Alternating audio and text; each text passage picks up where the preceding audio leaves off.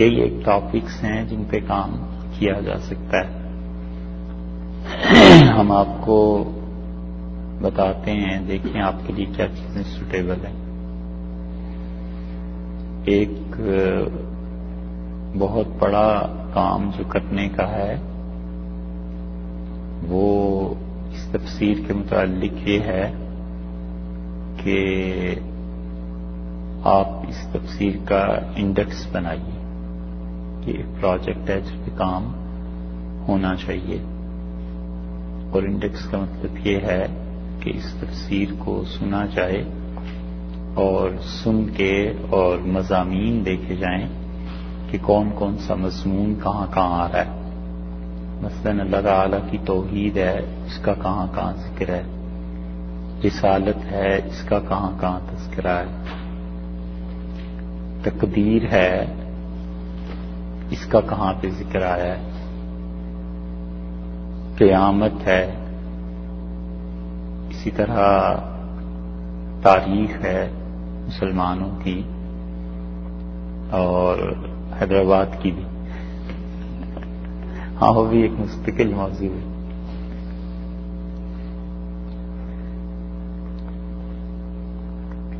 اس کی بھی، اور جو ہماری نیت اور ارادہ ہے یا جو چاہتے ہیں وہ سیدھی سی بات یہ ہے کہ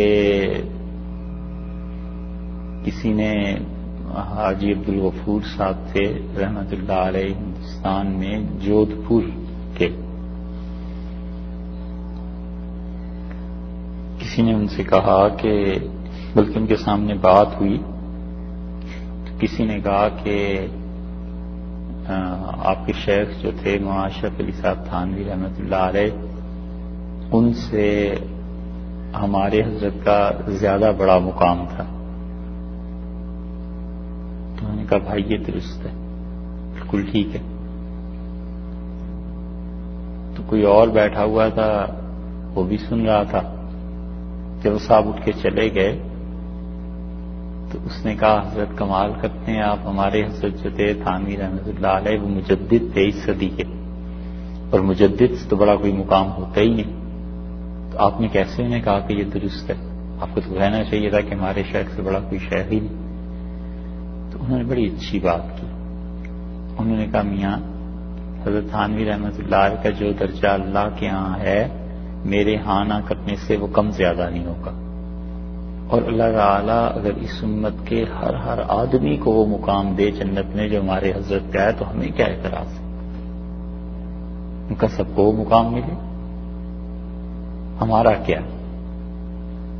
اور یہ صحیح چیز تھی جو انہوں نے کہی. حضرت تھانوی رحمت اللہ علیہ کسی نے خط لکھا کہ میں نے آپ کے لیے یہ کہا تھا مجھے معاف کر دیں، تو انہوں نے کہا کہ میں کیوں نہیں معاف کروں آپ کو، اگر میرے معاف کرنے سے ایک آدمی کو جنت مل سکتی ہے تو مجھے کیا ضرورت پڑی ہے کہ درمیان میں رکاوٹ بنے.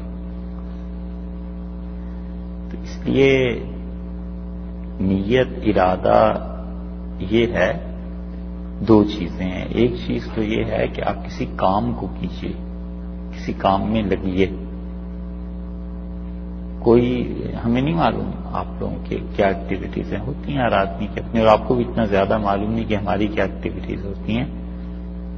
مگر آفس کے بعد رات کو گھر میں شام کو جا کے اور کوئی تعمیری کام نہ کرنا یہ بڑی خطرناک چیز ہے.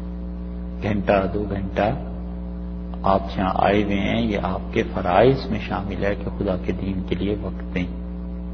یہ ایک تہذیب ہے جس کی بنیاد آپ رکھ رہے ہیں، اور 50 برس کے بعد پتہ چلے گا کہ لوگوں نے کیا کام کیا ہے. شاید ہم آپ میں سے کوئی نہیں ہوگا، مگر وہ کام بنیاد بنتا ہے، کام آتا ہے. تو آپ جائیں ٹی وی دیکھیں، مال پہ نکل گئے، ادھر چلے گئے، دعوتوں میں وقت اڑا دیا.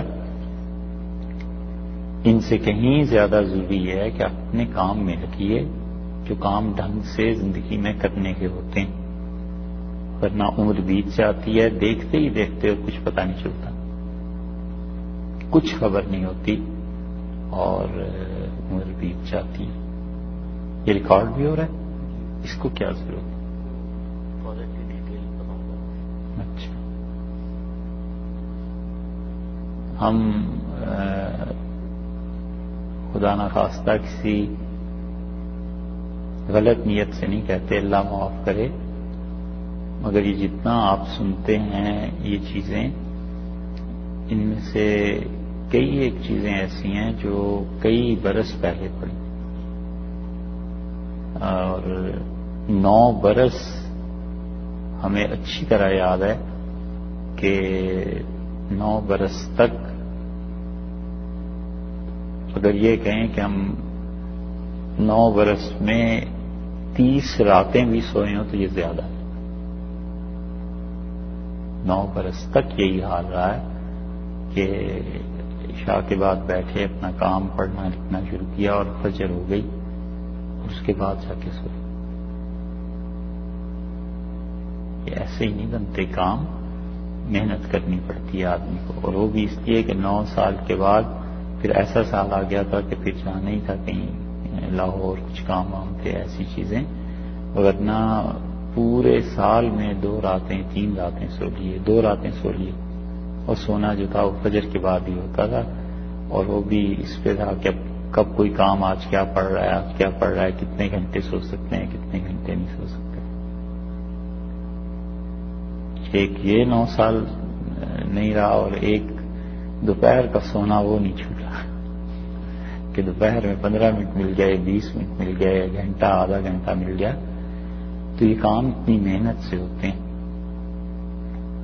اور اب بھی تمنا ہوتی ہے کہ کاش اتنی تنہائی کا وقت پھر ملے اور پھر پڑھیں، لیکن ظاہر ہے کہ زندگی ہمیشہ یکساں نہیں رہتی، تو اس لیے آپ کسی کام میں لگیں، اصل نیت اور ارادہ یہ ہے، اور ایسے لگیں کہ اللہ تعالیٰ قیامت میں جب ان لوگوں کو کھڑا کرے، پوچھے، بلائے کہ کس کس نے میرے کلام کی خدمت کی تھی، تو آپ کا ہمارا نام بھی ہو کہ اس نے بھی کچھ کیا تھا، کیونکہ قرآن میں بار بار آپ نے پڑھا ہے، اللہ نے کہا ہم کسی کی نیکی ضائع نہیں کریں گے، ذرہ رائی کے دانے کے برابر بھی ہوگی تو ہم لے آئیں گے۔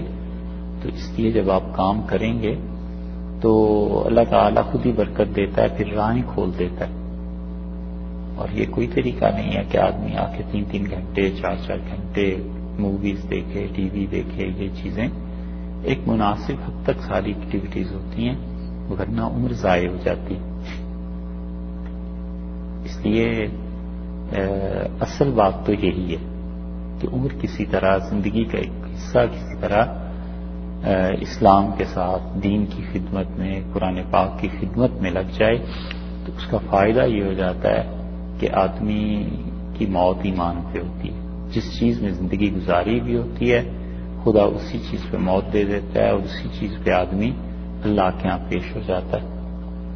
اور دوسری چیز یہ ہے کہ جو نیت اور ارادہ ہے وہ یہ ہے کہ آپ یقین کریں، یقین سے مانیں، اگر آپ کو ہم پہ اعتبار ہو، یا ویسے ہی تقلیداً مان لیں، جب آپ خود تحقیق کریں گے تو آپ اسی رزلٹ پہ پہنچیں گے کہ جتنا علم اس آخری دور میں 300-400 برس میں ہندوستان میں تھا، کہیں نہیں تھا، پورا عالم اسلام خالی تھا، اب تک خالی، اب تک علم کا جو تبحر اور جو بڑی شخصیات اب بھی، چاہے وہ 5-10 ہی کیوں نہ ہوں، اب بھی جتنی ہمارے یہاں ہیں کہیں نہیں۔ وہاں یونس صاحب ہیں مظاہر العلوم سہارنپور میں، دنیا کے کسی بڑے سے بڑے عرب اور اجمی کو بلا لیجئے جو حدیث کے معاملے میں بات کرے، ان سے بہتر آدمی حدیث میں ہمارے علم میں نہیں، ختم ہے ان پہ علم حدیث کا، ایک ایک کتاب، ایک ایک راوی، ایک ایک چیز پر نظر ہے، اور اس وجہ سے مزاج ان کا اتنا نازک ہو گیا ہے، اتنا نازک ہو گیا ہے کہ وہ اب مزاج ایسا ہو گیا ہے کہ کسی ذرا سی چیز کو بھی برداشت کا حوصلہ نہیں رہا، کہتے ہیں تنگ ہوتا ہوں، وقت ضائع ہوتا ہے، ہمارا دماغ اس کا متحمل نہیں ہے۔ ایک ہم ان کی خدمت میں گئے تو ان سے اللہ کا شکر ہے ہمیں حدیث کی اجازت حاصل ہے، تو ہم ان کے پاس گئے، کچھ دن ٹھہرنا ہوا، 2-3 دن، تو وہ بات کر رہے تھے ہم سے. ایک طالب علم بیٹھا تھا، اسے انہوں نے لگا رکھا تھا کہ یہ کام کرو، یہ سناؤ مجھے اس کتاب میں کیا کیا ہے. تو اس نے ایک بار چھینکا تو انہوں نے کچھ نہیں کہا. دوسری بار انہوں نے ایسے غور سے دیکھا. تیسری مرتبہ جب اس نے چھینکا تو کہنے کہ اٹھو یہاں سے، کیوں تنگ کرتے ہو مجھے، باہر جاؤ، میں ان سے بات کروں گی تمہاری چھینکے سے، تم نکلو یہاں سے. تو تھوڑی دیر کے بعد آیا تو کہنے کہ تم نے دل خراب کر دیا ہمارا، اب چلے جاؤ، طبیعت خراب ہو گئی، کل اس وقت آنا اور پوچھ کے آنا، اگر طبیعت ہماری حاضر ہوئی تو تم سے بات کریں گے، نہیں تو نہیں کریں گے. ہم سمجھے یہ شاید کوئی ایسے ہی ہے، لیکن وہ جو رہنے کا اتفاق پتہ چلا واقعی ان کی طبیعت ہی ایسی، اتنی نزاکت. خیر بات آ گئی. لیکن یہ ہے کہ علم جتنا اب تک ہمارے یہاں ہے کہیں نہیں ہے. اور اسی لیے اللہ تعالیٰ نے دین کا جو کام دیا ہے آخری زمانے میں، وہ سارا زیادہ تر یہیں سے ہوا ہے. تو دوسرے مقصد کہنے کا یہ ہے کہ آپ اس علم کو استعمال کریں، اس علم کے ذریعے کام کریں. اور تعصب کی بات نہیں ہے، مگر جو وراثت ہم تک پہنچی ہے ہم اچھے وارث ثابت ہوں اس کے. ہم کیوں اپنے آباء و اجداد کی چیزوں کو چھوڑیں؟ نسلوں سے، بیٹے اور پوتے سے 2-4 نسل نام چلتا ہے، پھر رہا نہ رہا. اور علم ایسی وراثت ہے جس سے صدیوں نام چلتا ہے. شاہ ولی اللہ رحمۃ اللہ علیہ کو ہم ایسی بات کرتے ہیں جیسے ہمارے گھر محلے کے آدمی تھے اور انہیں گزرے ہوئے 300 سال ہو گئے. سوچنے کی باتیں ہیں نا. تو اس لیے یہ کام ان 2 چیزوں کو کرنا چاہیے. ایک تو اس وجہ سے کہ عمر زندگی اس میں لگے کام میں، اور اللہ تعالیٰ کے ہاں حشر انجام اچھا. اور ایک اس وجہ سے بھی کہ علمی کام ہے، کرنے کے ہیں، کہ اگلی نسلیں ہیں ان کا بڑا حق ہے.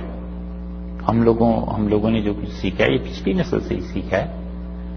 انہوں نے اگر محنت نہ کی ہوتی تو اتنا سرمایہ کہاں سے آتا.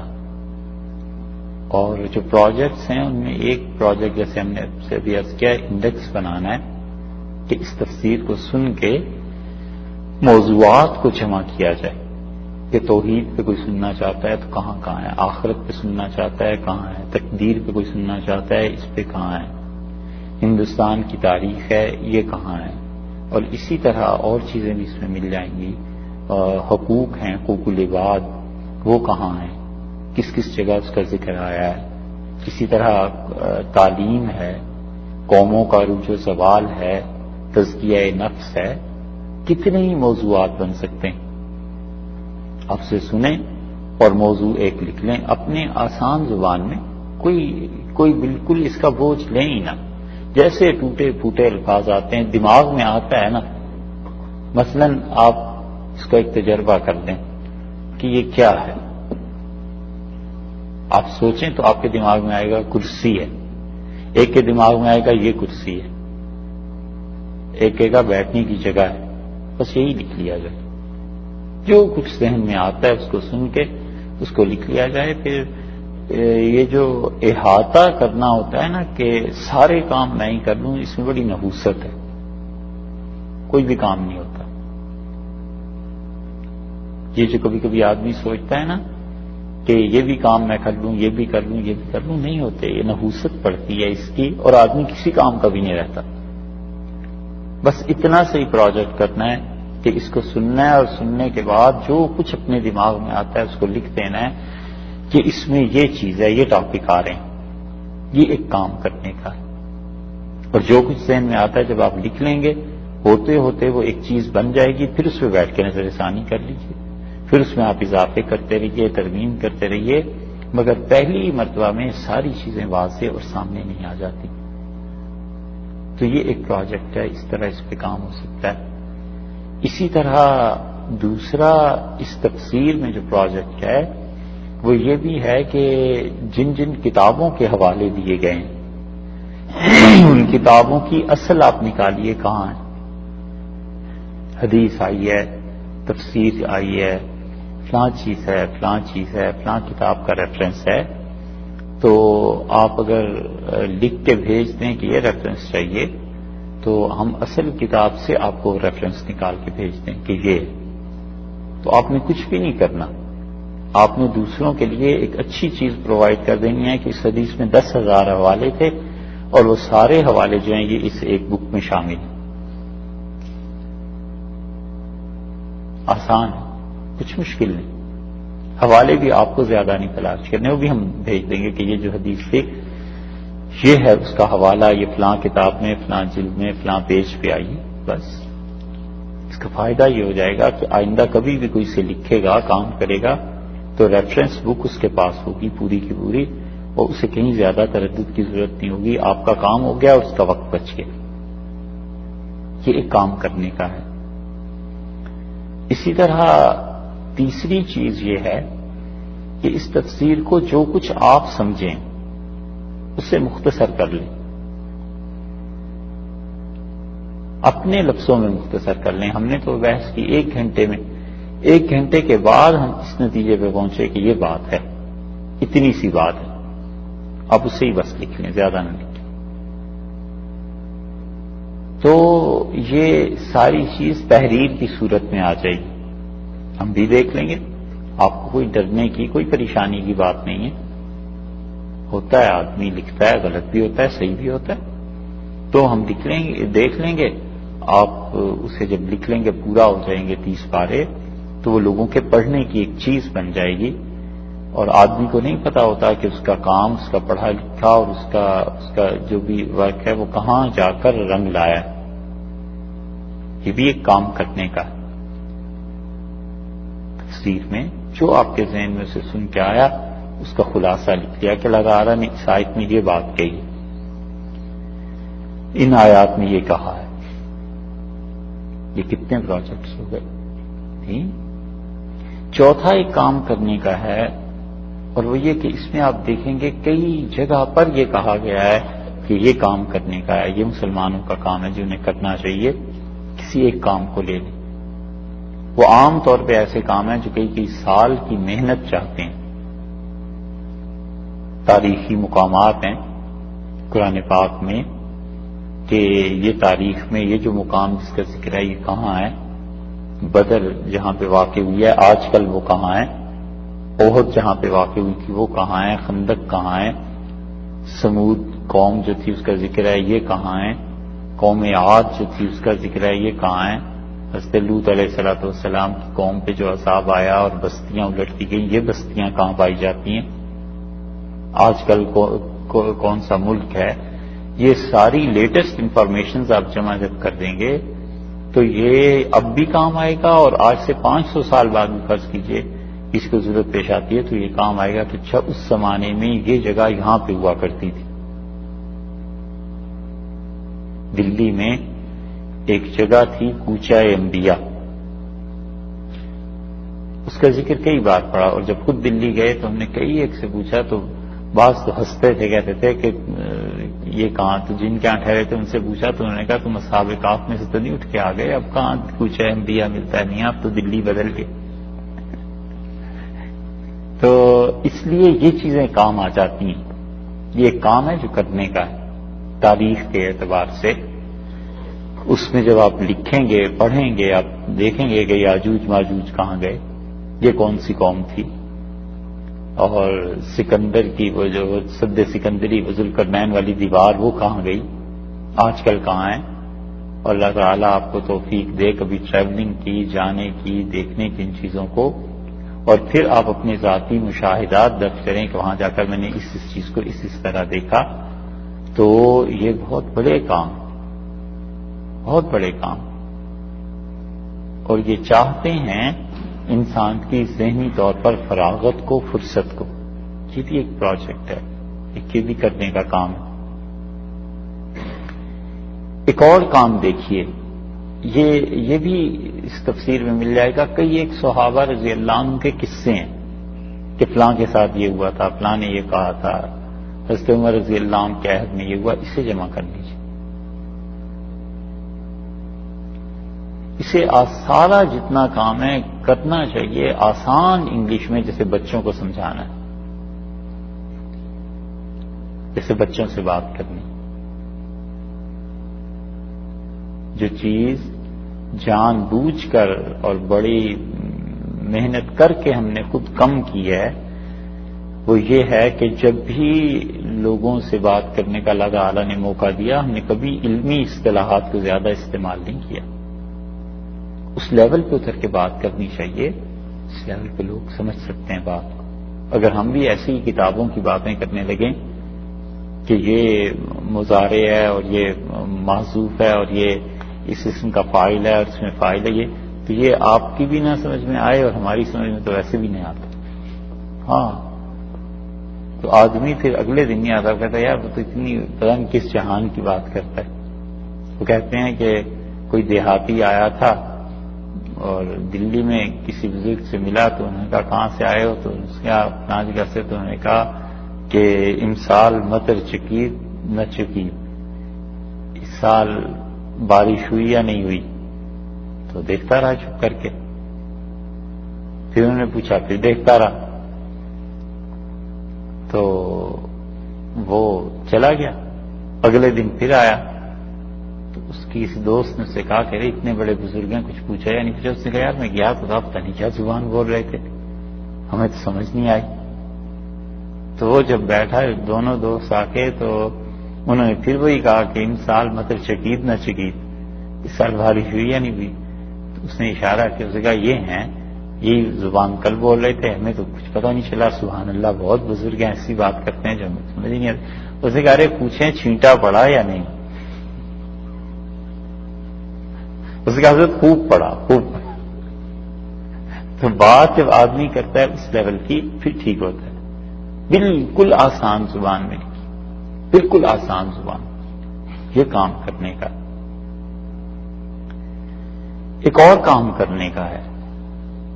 کتنے پروجیکٹس ہیں دیکھیے، 5 ہو گئے. ایک اور کام کرنے کا ہے اور وہ یہ ہے کہ آپ بچوں کو پڑھائیے. چھوٹے بچے جو سمجھنے کے قابل ہیں، 8 سال 10 سال کی عمر میں بچے سمجھنے لگتے ہیں، اور اپنے بچے تو آپ کے دیر سے ذرا بڑے ہوں گے، یہیں سے پکڑ لیجیے. صحیح ہے، یہ جو آتے ہیں ٹھیک ہے، ہماری تو عمر نہیں رہی پڑھنے کی آپ سے، تو باقی یہیں سے پکڑ لیجیے بچوں کو. اور سنڈے اسکول ہے، کوئی ہے، بچوں کو کسی کو گئے ہم بچوں کو قرآن پڑھانا چاہتے ہیں، اور یہ بات صرف اس لیے کہی جا رہی کہ یہاں ماحول ایسا ہے اور جگہ ایسی ہے، ورنہ کہیں اور کی بات ہوتی تو 100 بار اس بات کے لیے سوچنا پڑتا. اور جو کچھ سنیں بس وہ، اور ایک آدھ تفسیر ساتھ رکھ لیجیے، اس سے باہر نہ نکلیے. اور جو کچھ بچوں کو پڑھانا ہے پڑھا کے وہی لکھ لیجیے بس. تو اس طرح آپ خود بھی سنیں گے، بچوں کے سامنے بھی بات کریں گے، بچوں کو بھی پڑھائیں گے، انہیں پتا ہوگا کہ قرآن پاک میں کیا ہے.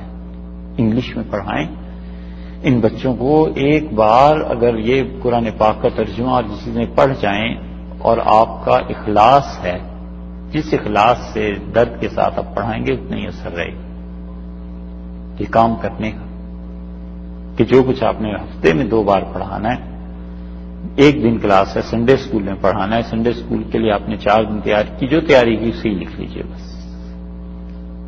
جب آپ سے لکھ لیں گے تو یہ چیز آپ کے پاس محفوظ رہے گی. بچے بھی پڑھیں گے، کل کو آپ کے بچے بڑے ہو جائیں گے، آپ دوبارہ انہیں پڑھائیے، تیسری بار پڑھائیے، تو آپ کو خود بھی اس کے نفع کا احساس ہوگا اور بچوں کو بھی کہ اچھا ایک ایسا ٹیچر ہے جو قرآن پاک پڑھاتے تھے.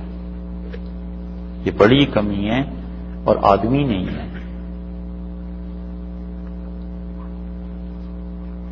ایسے ہی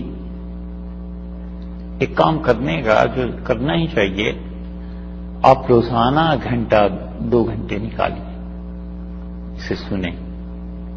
پہلے پارے سے شروع کریں اور اس کو 20 پارے 19 پارے ہو گئے، 19.25 پارے تقریباً، اس کو سنیے دوبارہ. اور 1 گھنٹہ 2 گھنٹہ اپنے گھر والوں کو ساتھ بٹھا کر سنیں تاکہ پتہ چل جائے کہ قرآن کریم میں ہے کیا. آپ کو خود ہی بلکہ ہم سب اس مرحلے سے گزرے ہیں کہ ایک بار آدمی پڑھتا ہے، پھر جب دوبارہ پڑھتا ہے تیسری بار تو پھر جا کر چیز بیٹھ جاتی ہے، ذہن میں سمجھ آتی ہے. اور CNN والے کہہ رہے تھے کہ ہم ہی سے شاید کہہ رہے ہوں گے نا، ہم بھی سن رہے تھے، ان کا 25 مرتبہ ایک بات کو 24 گھنٹے میں لوگوں کے دماغ سے گزارتے ہیں، تب جا کر انہیں سمجھ آتی ہے، بیٹھتی ہے۔ CNN میں ہر تھوڑی دیر کے بعد وہی نیوز آتی رہتی ہے نا، تو انہوں نے کہا 25 سے 27 یا 28 مرتبہ جب تک بات نہ کہو لوگوں کا دماغ قبول نہیں کرتا، تو جھوٹ قبول کروانا ہوتا ہے۔ یہ کام کرنے کا، اب جب آپ اسے پڑھیں، گھر والوں کے ساتھ بیٹھ کے پڑھیں گے، کسی اور کے ساتھ بیٹھ کے پڑھیں گے، یعنی اس کو سنیں گے اور باقاعدہ قرآن کریم کھول کے اس کو دیکھ کے کہ کہاں یہ ریفرنس آیا ہے، کیا بات یہاں کہی گئی ہے، یہ چیزیں جو ہیں اس سے آپ دوبارہ جب پڑھیں گے تو آپ کو خود اندازہ ہوگا کہ اچھا مجھے کس ٹاپک کو اس میں سے چوائس کر لینا چاہیے، کون سی چیز چوز کرنا ہے، آسان کیا ہے میرے لیے، سب سے زیادہ آسان چیز۔ رسول اللہ صلی اللہ علیہ وسلم کے متعلق حدیث میں آیا ہے الا اختار ایسرہما، اور رسول اللہ صلی اللہ علیہ وسلم کو جب بھی اختیار دیا گیا دو کاموں میں سے، آپ نے ہمیشہ آسان کام کو پسند کیا۔ آسان کام جو ہے وہ ایک کام اور بھی کرنے کا ہے، اور وہ یہ کہ ان چیزوں میں کئی جگہ ریفرنس آئے ہیں بائبل کا اور قرآن پاک کا، کہ قرآن نے کیا کہا ہے، بائبل کیا کہتی ہے، کرسچینٹی کا نقطۂ نظر کیا ہے اور اسلام کا نقطۂ نظر فلاں چیز کے بارے میں کیا ہے۔ یہ کام مستقل ایک کام ہے، اور صرف اسی تفسیر پہ نہیں، آپ اس سلسلے میں جو لٹریچر لکھا گیا ہے پہلے تو آپ اس تفسیر میں دیکھ لیں، اس کے بعد اس لٹریچر کو پڑھیں، ہوتے ہوتے آپ پوری کتاب لکھ سکتے ہیں اس پہ کہ تورات میں، بائبل میں یہ 20، 25، 30 مقامات ایسے ہیں، ان مقامات پہ یہ ہے، قرآن نے اس کی یوں تصریح کی ہے، قرآن کا موقف یہ۔ ایک اور کام دیکھیے جو کرنے کا ہے کہ اس میں تفسیر میں آپ دیکھیں گے کئی جگہ پر یہ آیا ہے کہ اسلام کا نقطۂ نگاہ یہ ہے اس معاملے میں، سود کے بارے میں، غلامی کے بارے میں، اسی طرح تعلیم کے بارے میں، غیر مسلموں کے ساتھ تعلقات کے بارے میں، کہ اسلام کا نقطۂ نظر۔ ابھی پچھلے دنوں بات ہو رہی تھی نا کہ ابن تیمیہ رحمۃ اللہ نے کہا کہ ہمارے اور غیر مسلموں کے درمیان تعلقات کی اساس اور بنیاد اصل میں امن ہے، جنگ نہیں۔ جو ہم نے کہا تھا یہ ایسا فکر ہے کہ سونے کے پانی سے لکھے جانے کے قابل ہے، اور اس کی خبر کسی نے نہیں دی یورپ کو اور امریکہ کو کہ ہمارے اور آپ کے تعلقات کی اصل بنیاد امن ہے، جنگ نہیں۔ جنگ تو ایکسیپشنز میں، اصل چیز امن ہے۔ اور بعض مسلمانوں کے رہنماؤں نے اس دور میں بالکل اس کے برعکس سوچا ہے کہ ہمارے ان کے تعلقات کی بنیاد جنگ ہے، امن نہیں۔ اسی لیے وہ ہر بات میں لڑنے پہ آمادہ اور تیار ہیں۔ تو یہ آپ کو پورے 19 پارے سننے کے بعد ممکن ہے 19 جملے مل جائیں، 20 جملے مل جائیں، وہی لکھ لیجئے، اور اس پر پھر واقعات کو جمع کرنے چاہیے کہ یہ چیزیں، یہ کام کرنے کا ہے۔ اسلام کا ایک نقطۂ نظر سامنے آ جاتا ہے کہ اسلام کا نقطۂ نگاہ اس بارے میں یہ ہے۔ آپ جب یہ لکھتے ہیں کہ شیخ نے، ابن تیمیہ رحمۃ اللہ علیہ نے یہ کہا کہ ہمارے اور نان مسلمز کے درمیان تعلقات کی اصل بنیاد امن ہے، جنگ نہیں ہے، تو آپ کو پھر سوچنا پڑے گا کہ آپ اس کے شواہد کیسے دے سکتے ہیں۔ کیا آپ لکھ سکتے ہیں کہ بدر جو تھا اس میں کافروں نے ہمارے ساتھ زیادتی کی تھی، یہ چیزیں انہوں نے کی ہیں، اور رسول اللہ صلی اللہ علیہ وسلم تو ہر ممکن طرح پہ امن قائم کرنے کی تجویز دی تھی۔ حدیبیہ جو تھا اتنی گر کے مسلمانوں نے اپنی سطح سے صلح کی ہے، اور رسول اللہ صلی اللہ علیہ وسلم اللہ کی قسم قریش کوئی بھی تجویز میرے پاس لے آئیں مگر یہ کہ میں انہیں ہاں ہی کروں گا، میں انہیں نہ نہیں کروں گا۔ یہ امن ہے۔ اس لیے شیخ نے جو ایک جملہ لکھا ہے وہ سونے کے پانی سے لکھے جانے کے قابل ہے کہ ہمارے اور نان مسلمز کے درمیان اصل چیز، بنیاد، تعلقات امن ہے، جنگ ہے۔ جنگ ایکسیپشنز میں ہے. اسی طرح آپ جب یہ لکھتے ہیں اس نظریے کو تو آپ دیکھیں گے کہ اسلام نے کتنی آپشنز دی ہیں لوگوں کو کہ تم ظلم کو ختم کر دو، ہم اور تم خدا کے قانون کے تابع ہو جائیں. لیٹسٹ اور آخری وحی جو نازل ہوئی ہے وہ قرآن ہے، ہم سب اس قرآن کو مانیں. یہ چیزیں بہت سی مل جائیں گی. تو یہ نظریات ہیں جن کی بحث ہے، اور افراد اور اقوام نظریات سے بنتے ہیں، وگرنہ اعمال اس میں کمی بیشی ہوتی رہتی ہے اور آدمی کا دین نہیں جمتا. اسی طرح مختلف جگہوں پہ آپ اس تفسیر میں دیکھیں گے کہ حکمتیں ہیں کہ اس کام میں حکمت کیا ہے، اس کی وجہ کیا تھی. وہ جو آپ کے جی کو لگتا ہے وہ لکھ لیجیے. تو وہ قرآن کریم نے جن حکمتوں کو بیان کیا، وزڈمز کو، وہ ایک الگ چیز لکھی جا سکتی ہے. ممکن ہے آپ کے کام نہ آئے، کسی اور کے کام آ جائے. بیسیوں چیزیں ایسی ہیں. اور ایک چیز یہ بھی ہے ان سب چیزوں میں، جب آپ سنیں خود آپ کے ذہن میں آ جائے کہ یہ کام اس پہ کرنا چاہیے. انڈیکس کی ایک اور چیز بھی کہ ہر آیت کی تفسیر الگ کر دی جائے کہ اس آیت میں یہ چیز بیان ہوئی ہے اور اس میں یہ ریفرنس آئے ہیں، یہ چیزیں آئی ہیں. یہ کام کچھ لوگ اس پروجیکٹ کو مل کر کریں تب ہے، تب جا کر یہ کام ہو سکتا ہے، اور یہ بھی بہت بڑا کام. یہ تو یہ سمجھ لیں کہ یہ تفسیر اللہ تعالیٰ کو منظور اگر ہو اور پوری ہو جائے تو توقع یہی ہے کہ مسلمانوں کے لیے ایک اچھا کام ہو جائے گا. را میٹیریل ان کے پاس آ گیا جس سے بنیاد بھری جا سکتی ہے، تعمیر کی جا سکتی ہے. یہ چیز آگے، باقی اب اس کے متعلق آگے کیا کیا ہونا ہے وہ باتیں الگ ہیں. بہت سی چیزیں ایسی ہیں کہ ایک نسل نے ایک کام کیا، آگے آنے والوں نے انہیں بڑھا دیا،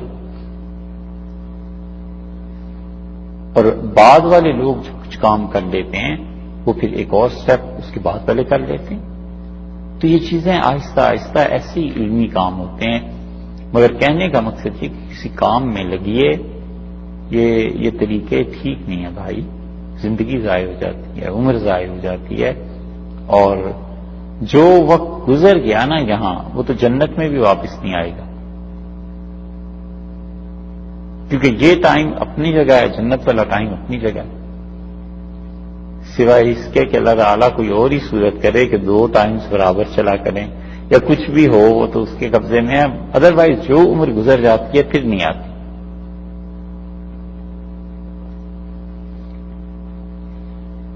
ایسے ہی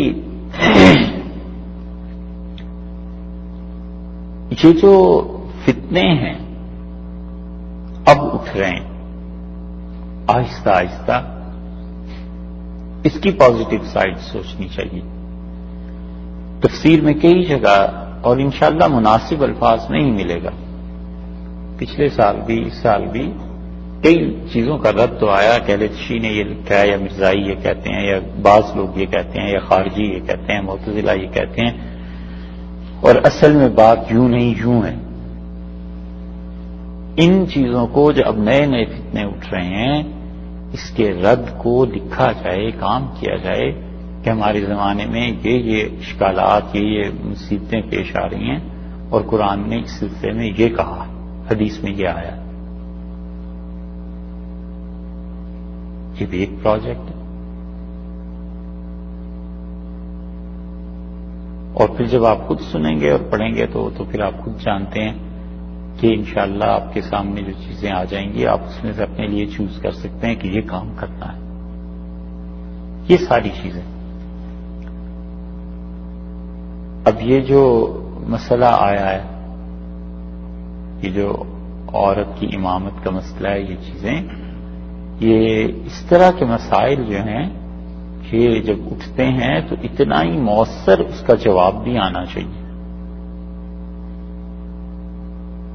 اور اگر جواب نہیں دیا جاتا تو پھر لوگ سمجھتے ہیں کہ بس اس کا تو کوئی جواب ہی نہیں، اور یہی دین ہے اصل۔ ابو داؤد کی ایک روایت ہے، اس روایت کو تلاش کریں کہاں کہاں آئی ہے، صحیح ابن خزیمہ میں آئی ہے، فلاں جگہ آئی ہے، فلاں جگہ آئی ہے۔ خلاصہ کیا نکلا؟ دارقطنی کی روایت مل گئی۔ دارقطنی میں یہ آیا ہے کہ ام ورقہ رضی اللہ عنہا جو تھیں وہ اپنے محلے کی عورتوں کو جمع کر کے ان کی امامت کرتی تھی۔ تو اس میں کہاں سے یہ بات نکل آئی کہ مردوں کی امامت ہوتی تھی؟ پہلی بات تو حدیث کی سند میں ہی نکل آئی کہ وکیع بن جراح کی روایت ہے، اور وکیع پہ لوگوں نے اعتراض کی ہیں، اور یہ حدیث ایسی نہیں ہے کہ اس پہ بنیاد رکھی جائے اتنے بڑے اسٹیپ کی۔ اور دوسری بات یہ نکل آئی کہ اس حدیث کو اس جگہ اس نے کہا، اس جگہ اس نے کہا، اس جگہ اس صحابی نے کہا، ان سب کو جمع کریں تو دارقطنی میں یہ آ گیا کہ وہ اپنے محلے کی عورتوں کو جمع کر کے ان کی امامت کرتی تھی۔ اب محلے کی عورتوں کو جمع کر کے ان کو نماز پڑھانا یہ ایک الگ بات ہے، اور مردوں کی امامت محراب میں کھڑے ہو کر کرنا ایک الگ بات ہے۔ وہ کھڑی کہاں ہوتی تھیں؟ عورتوں کی صف کے بیچ میں۔ کیوں آخر عورتوں کی صف کے بیچ میں کھڑی ہوتی تھی؟ اس کی کوئی توجہ نہیں ہے سوائے اس کے کہ یہ پردے سے زیادہ قریب کی چیز ہے، پردہ ہے اس میں، عورت کا چھپنا ہے۔ اور امامت جو ہے وہ اظہار ہے، امام کا ظاہر ہونا ہے لوگوں کے سامنے۔ تو یہ حدیث خود ہی بتاتی ہے کہ جب وہ عورتوں کے وسط میں بیچ میں ہی کھڑی ہوتی تھی تو اس کا مطلب یہ ہوا کہ عورتوں کی امامت عورت کے لیے جائز بھی ہو تو بھی ستر ہے، پردہ ہے۔ یہ کہاں سے آ گیا کہ محراب میں کھڑی ہوتی تھی؟ اب دارقطنی آپ کے یہاں ہے نہیں، ہے نا؟ دارقطنی اگر یہاں ہوتی اور یا ابو داؤد کی شرح ہوتی یا فتح القدیر ہوتی، پھر بات ہوتی کہ انہوں نے کیا لکھا ہے اس روایت میں۔ اور یہ حدیث منسوخ بھی، اور اس کی نسخ ان احادیث میں ہے، کینسل کیا ہے اس کو ان احادیث نے جن میں یہ آیا ہے کہ رسول اللہ صلی اللہ علیہ وسلم عورت کے لیے میری مسجد سے بہتر اس کی وہ نماز ہے جو اپنے گھر میں پڑھے، اور گھر کے سین سے بہتر نماز وہ ہے جو اپنے کمرے میں پڑھے، اور کمرے سے بھی بہتر جو ہے وہ نماز کی جو پچھلے کمرے کوٹھڑی میں پڑھے۔ تو یہ احادیث دلیل ہیں اس بات کی کہ عورت کی نماز جتنی علیحدگی میں چھپ کے ہے، پردے میں ہے، وہ زیادہ اچھی ہے۔ تو امامت کہاں سے آ گئی؟ ہم کہتے ہیں اگر ایسی احادیث پہ عمل کرنا ہے تو جو صحابہ رضی اللہ عنہم بدر میں شہید، احد میں شہید ہو گئے، ان کے جنتی ہونے کے بارے میں کس کو شبہ ہے؟ جو بدر میں شہید ہو گئے ان کے بارے میں کس کو شبہ ہے؟ بدر میں کم ہوئے، احد میں تو 70 صحابہ رضی اللہ عنہ شہید ہو گئے، اور ان کے متعلق حدیث کی کتابوں میں آتا ہے، ہم نے کہا اللہ کے رسول شراب اب حرام ہوئی ہے احد کے بعد، اور یہ جو احد میں ہم لڑنے گئے تھے تو ہمارے کئی ایک دوست تھے جن کے پیٹ میں شراب تھی، تو رسول اللہ صلی اللہ علیہ وسلم نے فرمایا دیکھا نہیں تم نے اللہ نے کیا کہا ہے؟ اللہ نے کہا آج تک جو کچھ ہو چکا ہے آئندہ کو حرام ہے۔ تو اگر کینسل جو چیزیں ہو چکی ہیں انہی پہ عمل کرنا ہے تو پھر تو یہ بھی حدیث ہی ہے، پھر تو اس پہ بھی عمل کر لینا چاہیے۔ کتنے واقعات ایسے ہیں جو پہلے الاؤ کیے گئے بعد میں ختم کر دیے گئے کہ نہیں ہو سکتا۔ تو اس لیے یہ جو فتنے اب شروع ہو رہے ہیں نا آہستہ آہستہ، ان کا جواب، ان کا مؤثر جواب اس کو بھی سوچنا چاہیے، یہ کام کرنے کا ہے۔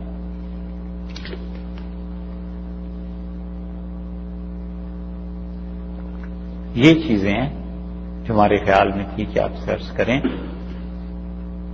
کہ آپ اس کام کو کریں گے، جتنا کچھ بھی کریں گے وہ 19ویں پارے تک ہے، 20ویں پارے کا بھی کچھ حصہ ہے، اور انشاءاللہ آپ یہ کر لیجئے کہ ای میل ہمیں کرتے رہیں، فون بھی کرتے رہیں، فون کے لیے بھی بلکہ جب ہمارے ہاں اتوار کی صبح ہوتی ہے 10 بجے 11 بجے ایسے فون کیجئے تو انشاءاللہ ہم فون فری ہوں گے.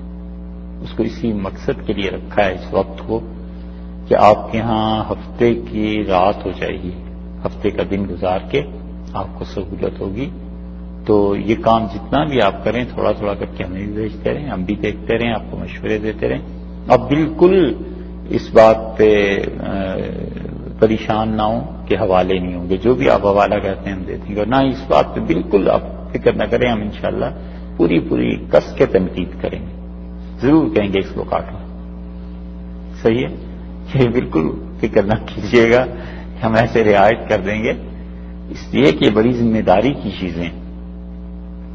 ایک آدمی لکھ جاتا ہے, غیر مسلم سے پڑھتے ہیں اور پھر اس کو پکڑ لیتے ہیں, کہتے ہیں تمہارے لٹریچر میں یہ چیز آئی ہے. آدمی اب کیا کرے, کہاں سے جواب دے؟ اور جو کام ہے یہ بڑی ذمہ داری کا اس اعتبار سے ہے کہ آپ معلوم نہیں اس بات کو سمجھتے ہیں یا نہیں, ایک تہذیب ہے جس کی بنیاد آپ لکھ رہے ہیں, ایک پوری کی پوری قوم اور امت ہے جس کو استوار آپ کر رہے ہیں. اور اتنے دور رہتے ہیں آپ, اتنے دور رہتے ہیں کہ یہاں پر کوئی آ بھی نہیں سکتا. تو کتنا بحری سفر طے کرے, اب ہر کوئی کولمبس تو نہیں ہے. اتنی دور کی یہ دنیا ہے جو خارجی اثرات سے محفوظ ہے. تو جو اسلام آپ پیش کریں گے لڑ جھگڑ کے, یہی اسلام لوگ جانیں گے کہ یہ ہے اسلام. تو آپ جو چیزیں رکھ جائیں گے بنیادیں, اگلی نسلیں اسی کو دین سمجھیں گے. پھر پتہ نہیں کب ہوش آئے گی کہ کیا اس میں صحیح ہے کیا غلط ہے. آپ اپنی ذمہ داری کو سمجھیے, آپ اسلام کا پودا اس سرزمین میں لگا رہے ہیں ابھی. اسی لیے ہم بار بار عرض کرتے ہیں کہ یہاں بچوں کے اپنے اسکول بننے چاہیے جہاں نظریاتی بچے تیار ہوں. ایک بچہ فرض کر لو 20 سال میں ایک نماز قضا نہیں کرتا, لیکن اس کا دماغ مطمئن نہیں ہے اسلام سے.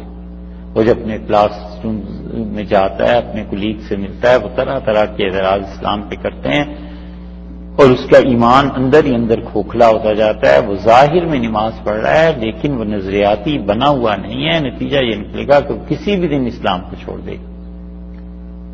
اور علیہ باللہ ایک بچے نے 20 سال نماز نہیں پڑھی, لیکن اسے پورا یقین ہے کہ یہ دین بالکل صحیح ہے اور یہ دین ہر طرح سے پرفیکٹ ہے اور اس دین میں کوئی کمی کوئی کجی نہیں ہے. تو اس کی متعلق امید کی جا سکتی ہے کہ ایک دن عمل بھی ٹھیک کر لیں. بچیوں کا کیا کریں گے؟ یہ بچیاں آج چھوٹی ہیں, ماشاءاللہ خود سے بیٹیاں ہیں, کل کو یہ مائیں بن جائیں گی. اور اگر ان میں نظریاتی طور پر اسلام سے وابستگی نہیں پائی جائے گی تو پھر اگلی نسل کیسے دین پہ قائم رہے گی؟ جذباتی وابستگی الگ چیز ہے. اس جذباتی وابستگی کو حقیقت کی دنیا میں کون پوچھتا ہے؟ بیٹا قتل کر آئے تو ماں باپ کو اس سے جتنی محبت ہوتی ہے وہ کوئی کم تھوڑی ہی ہو جاتی ہے. وہ جتنا جیل میں آگے جاتا ہے اتنی ماں باپ کی محبت بڑھتی جاتی ہے. لیکن آخر پہ اگر قتل ہی ہونا ہے اس نے بھی, تو اس جذباتی طور پہ جو وابستگی ہے اس کا کیا فائدہ؟ تو اسلام سے جذباتی طور پر لوگ لگے ہوئے ہیں. اپنا دین ہے, چھوڑنا بھی نہیں ہے, چھوڑا جا بھی نہیں سکتا, لیکن نظریاتی طور پر بھی مسلمان ہیں. کافر جب لکھتے ہیں, اخبارات میں لکھتے ہیں, ای میل بھیجتے ہیں, کئی ایک چیزیں, کتنے ایسے ہیں جن کو پریشانی ہوتی ہے کہ اس نے اسلام کا نقطۂ نظر صحیح سمجھا نہیں ہے. ہم صحیح نقطے کی بات کریں, یہ ہے اسلام, تم جو سمجھے ہو یہ یہاں پہ غلطی ہو گئی. اور ایسا جواب ہونا چاہیے کہ عقلاً وہ خود سے پٹا کے رہ جائے کہ اب میں اس میں نقص نکالوں تو کہاں سے نکالوں. الزام تراشی پہ اتر آئے تو وہ ویسے ہی ہار گیا, کیونکہ پڑھنے والے سمجھ جاتے ہیں کہ اس کا جواب کچھ نہیں ہے تو الزام لگا رہا ہے. یہ بات ہے. تو نظریاتی طور پر اسلام کو پھیلنا چاہیے، اسلام کے ساتھ وابستگی رہنی چاہیے، جو کتابیں پڑھنی چاہیے اور اساتذہ سے پڑھنی چاہیے سبقن۔ یہ اس لیے کہہ رہے ہیں کہ اگر کبھی آنے کا موقع مل جائے، آئندہ ویزا اور چیزیں ہوں تو انشاءاللہ اس پہ کام کریں گے، اور اگر فرض کر لیجئے کوئی ایسی صورت پیش آتی ہے تو آپ کے پاس ایک چیز رہنی چاہیے کہ ابن خلدون کے مقدمے کو پڑھیے۔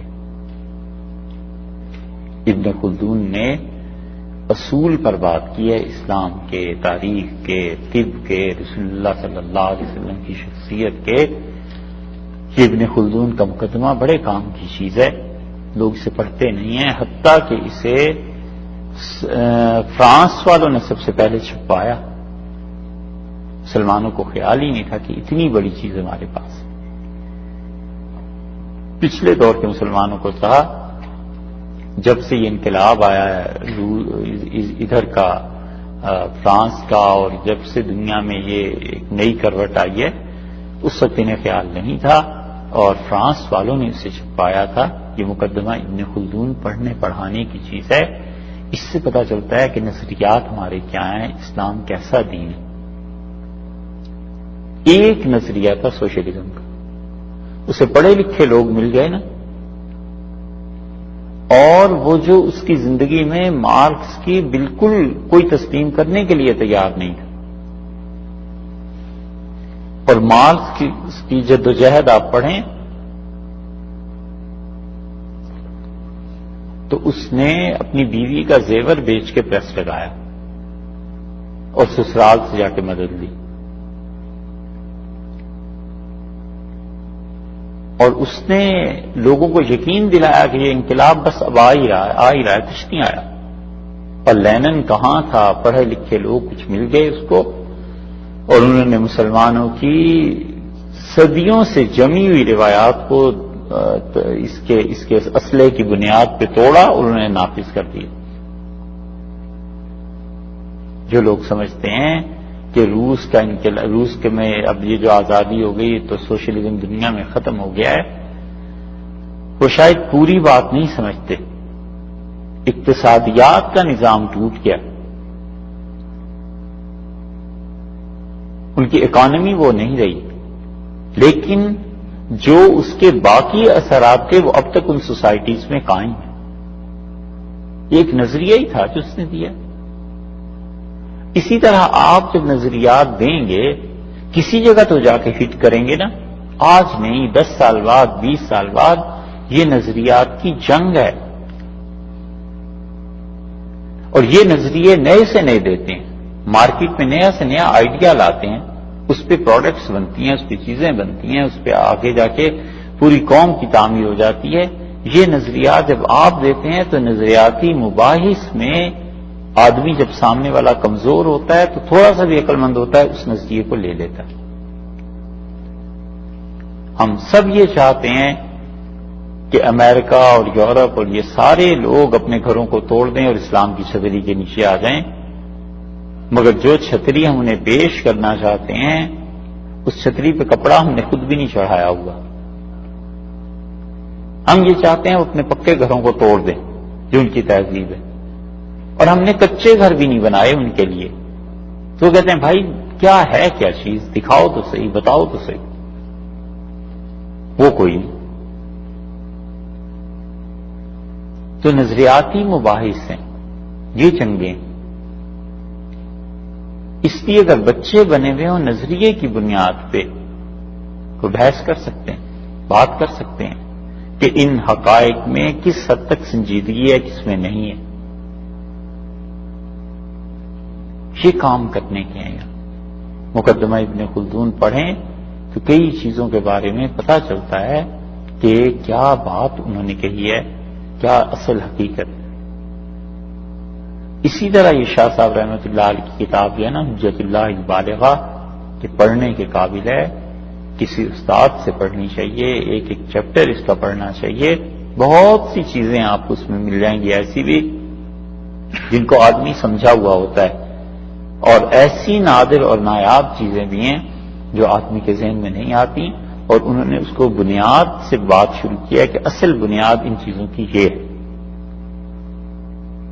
آپ یہ بحث کرتے رہے سارا دن کہ یہ دیوار ٹیڑھی ہے، اس کو سیدھا کرو. دوسرا کہتا ہے نہیں دیوار ٹھیک ہے، لگے رہو. ایک تیسرا آدمی آتا ہے اور وہ کہتا ہے بھائی صاحب دیوار اچھی ہے یا بری ہے؟ تم دونوں کا بھی جو نظریہ ہے تم سوچو، جب تک بنیاد ٹھیک نہیں ہوگی دیوار ویسے ہی بنے گی جیسی بنیاد ہے. یہ تو نہیں ہو سکتا کہ بنیاد جو ہے 10 فٹ ادھر جا رہی ہے تو دیوار 10 فٹ ادھر آ جائے گی. جو بنیاد رکھی ہے اسی پہ، اور اگر تم نے کرنا ہی ہے اچھا یا برا، بنیاد کو کھیڑنا پڑے گا. تو دونوں کی سمجھ میں آتی ہے تیسرے کی بات، یہاں کہتا تو سچ ہے کہ بنیاد ایسی ہے. شاہ صاحب رحمۃ اللہ علیہ بنیاد سے بات شروع کرتے ہیں. وہ کہتے ہیں تم ایک چیز کو دیکھ رہے ہو نا، مثلا یہ حد ہے، شراب پینے والی کو درے لگائے جاتے ہیں. کیوں لگائے جاتے ہیں؟ کہتے ہیں اس کی بنیاد سے شروع کرو بات کو.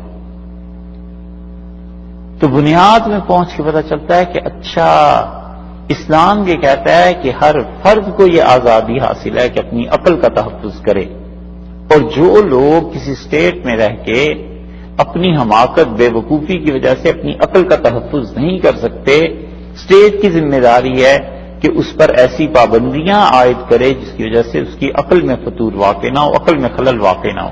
کیونکہ عقل قائم نہیں رہے گی تو کیا کیا کام کرتا رہے گا. تو پھر اسٹیٹ پابندی لگا دیتی ہے کہ بھی شراب نہیں پی، اور اگر پیو گے تو ہم اتنے درے لگا دیں گے. تو اصل میں تو اس کی عقل کا بندوبست کیا گیا ہے کہ ایسی چیز اسٹیٹ میں چل ہی نہیں سکتی جو عقل کو زائل کرے. اب ایک آدمی کا یہ کہنا کہ شراب پہ اتنے درے لگتے ہیں، دوسرے کا یہ کہنا کہ اسلام کی یہ بنیاد ہے. آپ خود سوچ لیں کتنا فرق ہے لوگوں کو سمجھانے میں. یہ حجت اللہ البالغہ کا کمال ہے.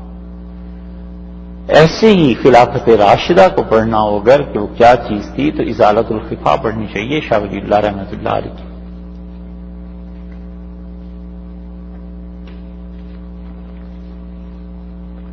اس سے بھی اوپر چل کے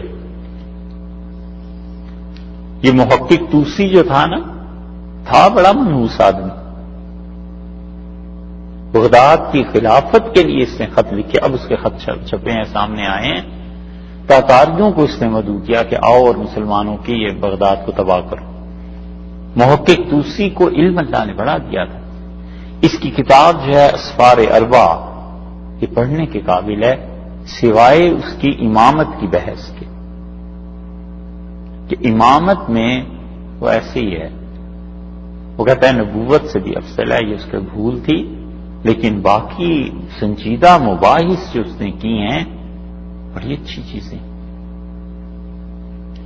نظریات بنتے ہیں.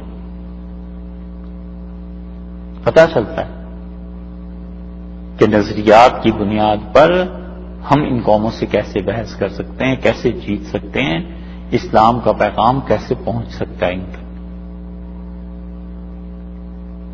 اسی طرح ایک کتاب ہے ابن الحاج مالکی رحمۃ اللہ علیہ، تیونس کے تھے، المدخل. انہوں نے ایک کتاب لکھی ہے، المدخل پڑھنے کی چیز ہے، تو آدمی ویسے بھی پڑھ سکتا ہے. اور ہم گئے تھے وہ کیلیفورنیا میں جو بڑے مشہور ہیں اسکالر وہاں کے، حمزہ یوسف، ان کے شیخ آئے ہوئے تھے موریتانیہ سے. تو حمزہ خود تو نہیں تھے، ان کے شیخ سے بات ہوئی تو مالکی فقہ سے ان کا بھی تعلق تھا، اور مدخل کا ذکر آیا تو بڑی انہوں نے تعریف کی. اور جب ہم نے عرض کیا ان سے کہ ہم نے اس کتاب کو پڑھایا اور یہ مباحث اس میں بہت عمدہ ہیں، بڑے خوش ہوئے اور کہنے لگے کہ دنیا میں بہت تھوڑے لوگ رہ گئے جو مدخل کی قیمت سے واقف ہیں، قدر و قیمت سے. بات ان کی درست ہے، یہ کتاب پڑھنے کی چیز. مدخل ابن امیر الحاج.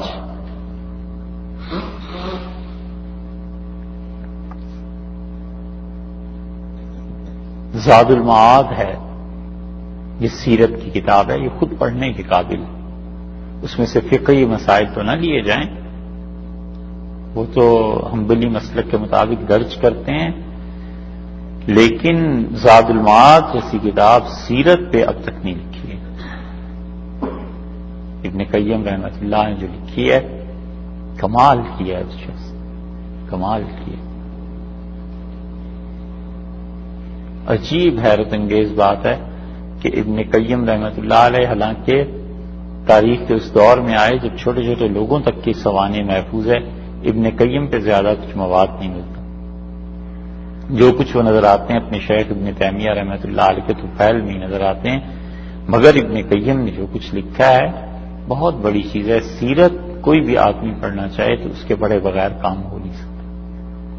بڑی اچھی چیز لکھی ہے ابن قیم رحمۃ اللہ علیہ نے، رسول اللہ صلی اللہ علیہ وسلم کے حالات، ان کے واقعات، ان کا اٹھنا بیٹھنا، ان کی زندگی، معاشرت، یہ سب چیزیں اس سے معلوم ہوتی ہیں۔ ان چیزوں کو پڑھنا چاہیے، تھوڑا تھوڑا کر کے یہ آدمی پڑھے، 10 صفحے 20 صفحے اور 100 صفحے روزانہ پڑھے، مگر یہ کہ آدمی کو پتہ چلتا ہے کہ علم ہے، یہ چیزیں ہیں اور مناسبت پیدا ہوتی ہے، وگرنہ پھنس جاتا ہے آدمی۔ بچہ کھڑا ہو جاتا ہے، کوئی سوال پوچھتے ہیں تو آدمی کہتا ہے اب اسلام کے بارے میں کیا جواب دیں۔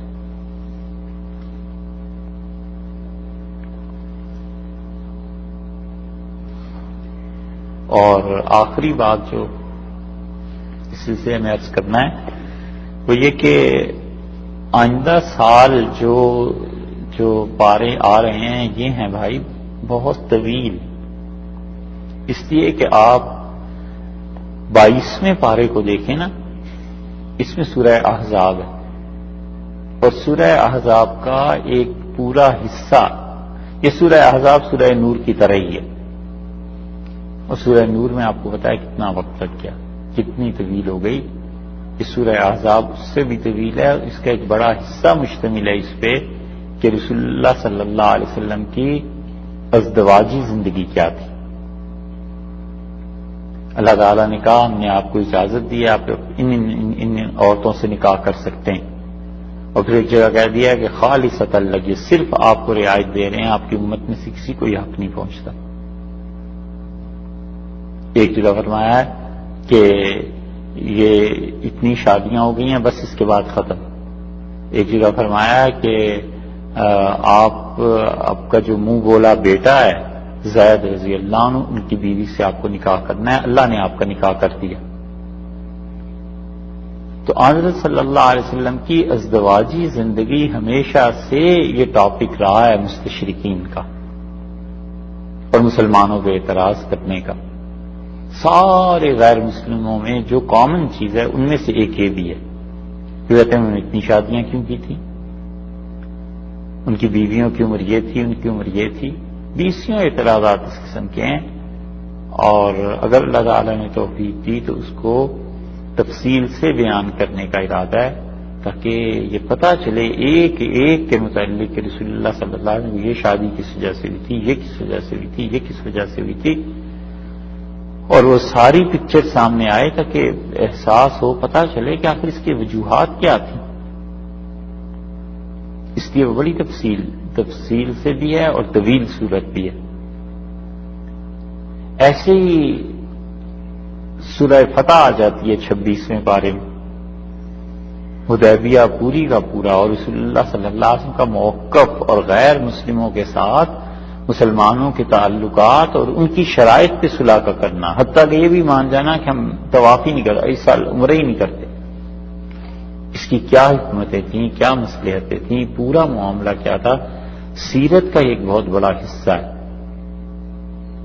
غزوہ خندق آ جاتا ہے، اور غزوہ خندق جو ہے یہ ایسا تھا جو آخری تھا بس غزوہ، اور رسول اللہ صلی اللہ علیہ وسلم اس کے آخر پہ کہہ دیا کہ اب یہ کبھی بھی تم پہ حملہ آور نہیں ہوں گے،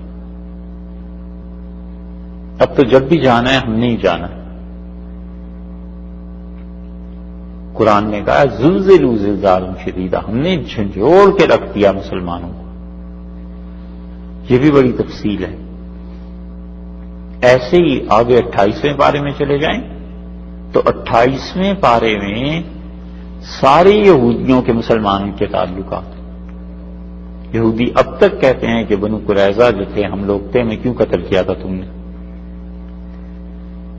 اگر آپ کا واسطہ کہیں پڑتا ہے۔ انٹرنیٹ پہ ان چیزوں پہ، تو باقاعدہ کہتے ہیں کہ مسلمانوں نے قتل کیا بنو قریظہ میں بنو نذیر تھے، اس میں ہم قتل کیے گئے، ہم نکالے گئے تھے، مسلمانوں نے جبر کیا تھا، یہ ظلم مسلمانوں پہ کرتے رہے۔ اس کی وجوہات کیا تھی؟ یہ ممکن ہے آپ کو تو ضرورت نہ پیش آئے، مگر یہ جو بچے آج اسکولوں میں جا رہے ہیں نا، کل کو جب انہیں آگے بچے ملیں گے تو انہیں اس بات کی ضرورت پیش آئے گی، اور اس وقت کون بتائے گا کہ کیا اصل حقائق تھے۔ تو عمر ایسی ہوتی ہے کہ بچے بہت حساس ہوتے ہیں، اور وہ کہتے ہیں اس سوال کا جواب ملنا چاہیے، نہیں ملا تو وہ کہتے ہیں بس کوئی جواب ہی نہیں ہمارے پاس، ہم تو ویک وکٹس پہ کھڑے ہیں۔ نتیجہ اس کا وہی نکلتا ہے کہ دین ہل جاتا ہے، چھوڑ دیتے ہیں دین کو۔ تو یہ سورہ 28واں پارہ جو ہے، اللہ تعالی نے وہاں پر ان چیزوں پہ بحث کی ہے کہ کیا چیزیں تھیں، کیوں وہ کھجوروں کے درخت کٹوائے گئے، کیا چیزیں کی گئی۔ ہم کیلیفورنیا میں گئے تو رمضان تھا، کھجوروں کے باغات تھے، دوست دکھانے کے لیے لے گئے، اور وہ یہودی تھا جس کے کھجوروں کے باغات تھے، اور بہت اچھی کھجوریں تھیں۔ تو اس نے ظاہر ہے اچھی طرح ویلکم کیا، کھجوریں دکھائی، باغات دکھائے۔ تو مجھے کہنے لگا تم مذہبی آدمی ہو؟ میں نے کہا ہاں، لگتا تو یہی ہے۔ تو ہنس پڑا، تو اس کا یہ کھجوریں، تو میں نے کہا تم نے کھجوروں کا کاروبار اب تک نہیں چھوڑا؟ تو بہت ہنسا۔ تو کہنے لگا تم نے ہمیں مدینہ منورہ سے نکالا تھا تو پیشہ تو نہیں تم نے ہمارا چھین لیا تھا؟ تو ہمیں بڑی کھلی یہ بات اس نے اس انداز سے کہی کہ مدینہ منورہ سے تم نے ہمیں نکالا تھا۔ میں نے کہا اس کے فیکٹرز تھے، اور جو تم نے اس وقت قتل کیا تھا اور رسول اللہ صلی اللہ علیہ وسلم کو ہی شہید کرنے کا منصوبہ بن گیا تھا، تو تم خود سوچو کیا ہوتا۔ تو بالکل جیسے بھچکا ہو جاتا ہے نا آدمی، حیران ہو گیا۔ کہنے لگا ہاں ہاں تو تم کھجوریں دیکھو، یہ چیزیں۔ میں نے کہا وہ بھی دیکھ رہا۔ تو یہ چیزیں ہیں جو پیش آتی ہیں، کئی مرتبہ پیش آتی ہیں۔ چلیے کوئی کافر آپ سے نہیں ملتا، آپ کو خود تو پتا ہونا چاہیے، اپنا ایمان تو مضبوط ہونا چاہیے کہ اس کے فیکٹرز کیا تھے۔ 28ویں پارے میں یہ چیزیں آ جاتی ہیں۔ اسی طرح اور چیزیں ہیں، تو وہ سیشنز جو ہیں وہ لگتا ہے اس سے بھی لمبے ہو جائیں گے۔ وہ بات تو بقول منیر کے، یا مجھے پتا ہے یا سمیر کو۔ تو یہ آخری بات ہے، اس کے لیے سوچیے، اور ہمارا خیال یہ ہے کہ اگر اللہ تعالیٰ نے توفیق دی تو جیسے پچھلے سال کچھ حصہ مثنوی کا، وہ تو خیر ایسے ہی چکھنا ہی تھا، وہ تو ایک دو چاول ہی دیگ میں سے لیے تھے۔ ہمارا خیال ہے کہ حجت اللہ انشاءاللہ کسی اور وقت میں شروع کریں، اس سے پڑھیے، کیونکہ پھر آپ بوڑھے ہو جائیں گے تو آپ کو پڑھنا ذرا دشوار ہو جائے گا۔ اب کہ یہ بھی کوئی بات ہو،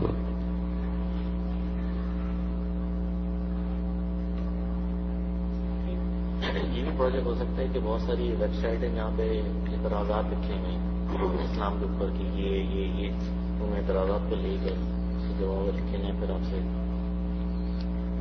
جی یہ تفسیر کے حوالے سے تو نہیں، ایسے تو یہ کام بھی کرنے کے ہیں، بالکل ٹھیک ہے، لیکن تفسیر کے حوالے سے مشکل ہو جائے گی، یا وہ اعتراضات دیکھ لیے جائیں کہ اس کے جواب کہیں تفسیر میں ہے، اسے اس سے ریلیٹ کیا جائے۔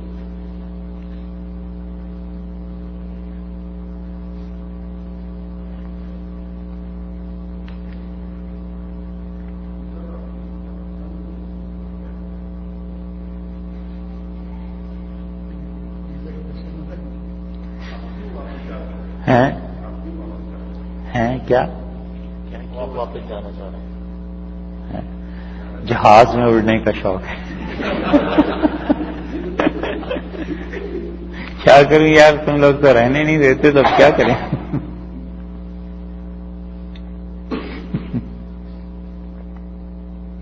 پاکستان میں بہت سی ایکٹیویٹیز ہیں، مثلا ایک پوری مستقل تو مسئلہ ہے جب زیادہ بولنا پڑے تو یہ کہوا جو دوا ہے یہ مسلسل استعمال کرنی پڑتی ہے، یہ بھی ایک مسئلہ ہے۔ اس طرح نماز، خیر ریڈیو کے جو پروگرامز ہیں ہفتے میں 4 پروگرام آتے ہیں، انہیں ریکارڈ کرانا اور اس کے لیے جو بھی چیزیں ہیں، اور ریڈیو کا مسئلہ ذرا زیادہ سیریس ہوتا ہے کیونکہ پبلک میں جاتی ہے چیز، اس کی ریکارڈنگ یہ بھی کام ہے۔ اس طرح اسپتال جب گرمی شروع ہو جاتی ہے اپریل اور خاص طور پہ مئی، تو پھر تو جون، جولائی، اگست، ستمبر تک سر اٹھانے کی فرصت نہیں ہوتی، کام اتنے بڑھ جاتے ہیں اسپتال کے، یہ چیزیں۔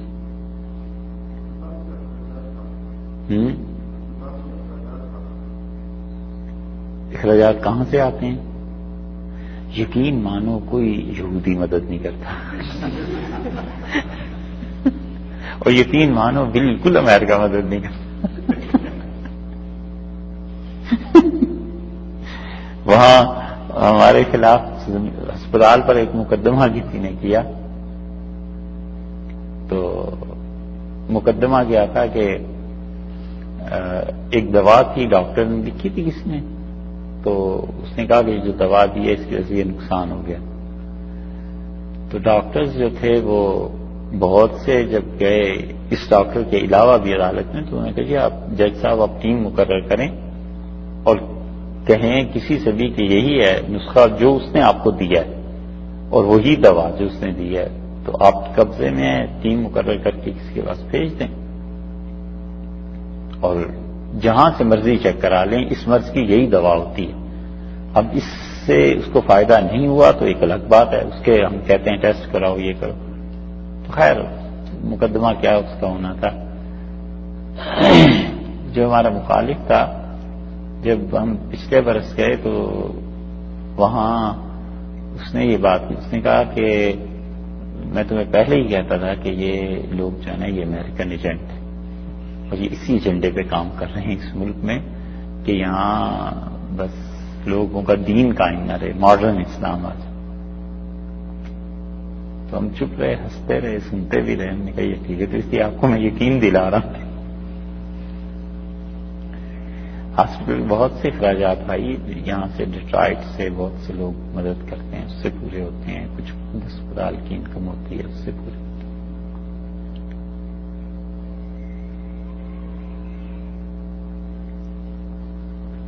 اور کوئی جی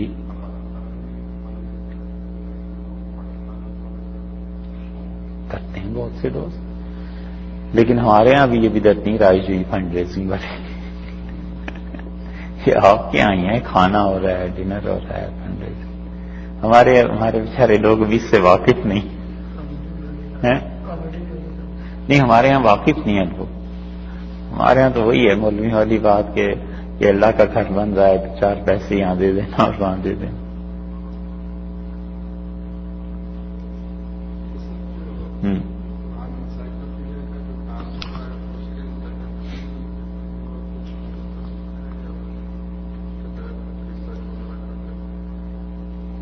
جی وہ میں آپ سے عرض کروں گا، وہ تو جس موقع پہ ضرورت پیش آئی پھر کہوں گا کہ یہ کام وہ ہے ہمارے ذہن میں، اور ہم اس وقت تک اس کو ہم نے لکھنا بھی شروع کیا تھا، کام بھی شروع کیا تھا، مگر حالات جو اب گورنمنٹ آئی ہے چونکہ وہ بنیادی طور پر ان لوگوں کے خلاف ہے جو دین کا کام کر رہے ہیں، حتیٰ کہ ان کے بھی جن کا سیاست سے کوئی تعلق نہیں، جیسے ہم لوگ ہی ہوں، تو وہ 3-4 مقدمے ایسے ہو گئے کہ سارا وقت ان کی نظر ہو گیا، اور ڈاکٹر صاحب تھے انہوں نے گرفتار کر لیا، بڑی پریشانی کے دن تھے، اور پھر ہمیں نوٹس مل گیا کہ آپ اس علاقے کو ہی چھوڑ کے چلے جائیں، اور گھر پہ چھاپا کہ بھی کیوں رہ گئے یہاں۔ ہم نے پھر جو دن جو بھی گزارے گیا، پھر سپریم کورٹ نے اس چیز کو کینسل کیا۔ ہم نے بھی سپریم کورٹ میں جا کے کہا کہ ہم اتنے برسوں سے یہاں رہ رہے ہیں، کون سی چیز ایسی ہے کیوں چھوڑ کے چلے جائیں گھر کو؟ کیا کوئی جواب نہیں۔ تو اگر یہ حادثات پیش نہ آتے تو لکھنے کا کام اور بھی ہو سکتا تھا۔ ہمارا پورا ارادہ اب بھی یہی ہے انشاءاللہ کہ اس کو کسی حد تک کام کرنا ہے، پھر وہ چھپ جائے، سامنے آ جائے، تو جہاں ضرورت پیش آئی وہاں خود بھی انشاءاللہ کریں۔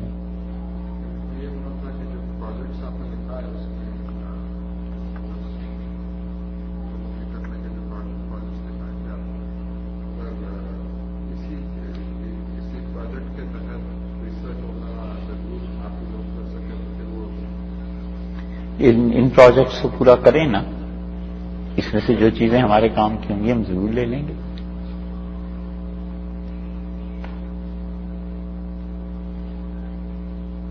بس جناب،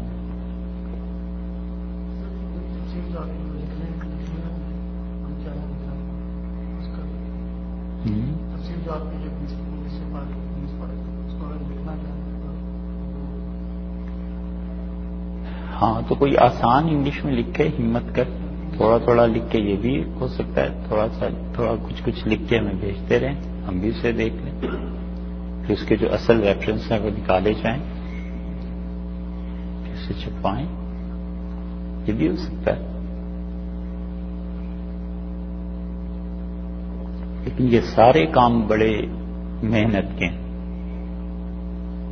کرنی چاہیے، اس کے بڑے فوائد ہیں اسلام پہ، حتیٰ کہ بہت سی چیزیں ایسی ہیں اس پہ لٹریچر ہی نہیں ہے، انگلش میں نہیں ہے، فرینچ میں ہے، عربی میں ہے، پھر انگلش میں ہے تو زبان وقت کے ساتھ ساتھ بدل جاتی ہے، بہت سی چیزیں ہوتی ہیں۔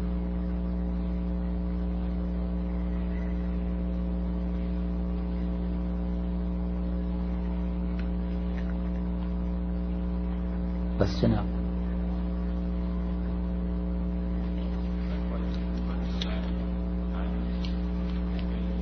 ہیں بس شروع ہی کریں گے، اوکے ہی۔ کتنی رسومات میں پڑھنا ہے، تھوڑا سا 2-4 ورک کام کر کے وہ بھیج دیجئے کہ یہ شروع کیا، وہ ای میل کیجیے۔ پروجیکٹ کے سلسلے میں ایک ایڈیز بنانا چاہے تو جو آپس میں کمیونیکیشن رکھنا چاہیں تو اس پہ پڑھ دیجیے گا ذرا سے۔ اور کوئی کل کچھ آپ بات کہہ رہے تھے کہ کتابوں کا کیا؟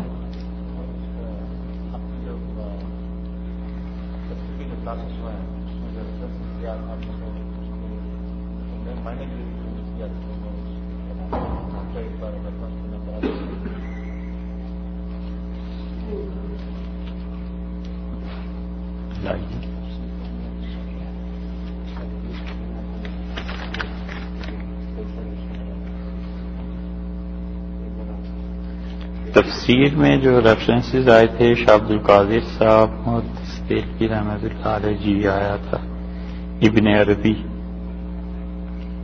احکام القرآن، یہ ابن عربی 2 ہیں، ایک ابن عربی صوفی ہیں اور ابن عربی رحمۃ اللہ علیہ کے ریفرنس بھی آئے ہیں، اور ایک ابن عربی یہ ہیں احکام القرآن والے، یہ الگ ہیں، دونوں ہی مالکی ہیں اور دونوں ہی 6 صدی کے ہیں اور دونوں ہی ایک ہی جگہ کے رہنے والے ہیں، تو اس لیے لوگوں کو کبھی کبھی دھوکہ ہو جاتا ہے۔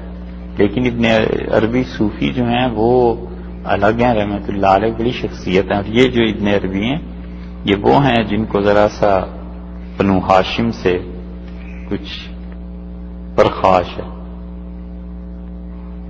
قرطبی کی تفسیر تو عام مل جاتی ہے اسی نام سے، مولانا فضل الرحمان گنج مراد آبادی رحمۃ اللہ، ان کی تفسیر تو کچھ نہیں، چند ایک صفحے ہیں قرآن پاک کے ترجمے کے، ممکن ہے کسی زمانے میں سارا ہی چھپاؤ، اگر ہندوستان میں ہی ہوگا کہیں ہوگا، ہمیں تو چند ایک صفحے ایک لائبریری سے ملے تھے انڈیا میں، ندوہ کی لائبریری میں بھی ہیں، وہ فوٹو کاپی ہمارے پاس ہے۔ امام رازی، جی رازی کی تفسیر تو بہت مشہور ہے۔ ابن کثیر کی تفسیر، جی آپ تو انگلش میں بھی ترجمہ اس کا اس دن کوئی دکھا رہا تھا، مگر اصل تفسیر 4 جلدوں میں ہے ابن کثیر کی، اور ابن کثیر رحمۃ اللہ کی تفسیر کا جو اردو ترجمہ ہوا ہے، محمد جوناگڑھی ہیں جنہوں نے کیا ہے، انہوں نے اس میں یہ ستم کیا ہے کہ جو بھی احادیث ان کے اپنے نقطۂ نظر کے خلاف تھے انہوں نے اسے اڑا دیا، تو ابن کثیر کی تفسیر اب انگلش ٹرانسلیشن پتہ نہیں کس نے کی ہے. وہاں عبدالحق حقانی جی یہ تفسیر حقانی ہے، یہ مل جاتی ہے، اور ان کو صحیح معنی میں ضد ہے تو سر سید سے. پہلا صفحہ تفسیر کا لے لو اور آخری صفحے تک مجال ہے جو کوئی جگہ رہ گئی ہو، ہر جگہ سر سید کو ایسی ایسی سناتے ہیں، خدا جانے کیا مسئلہ ہے.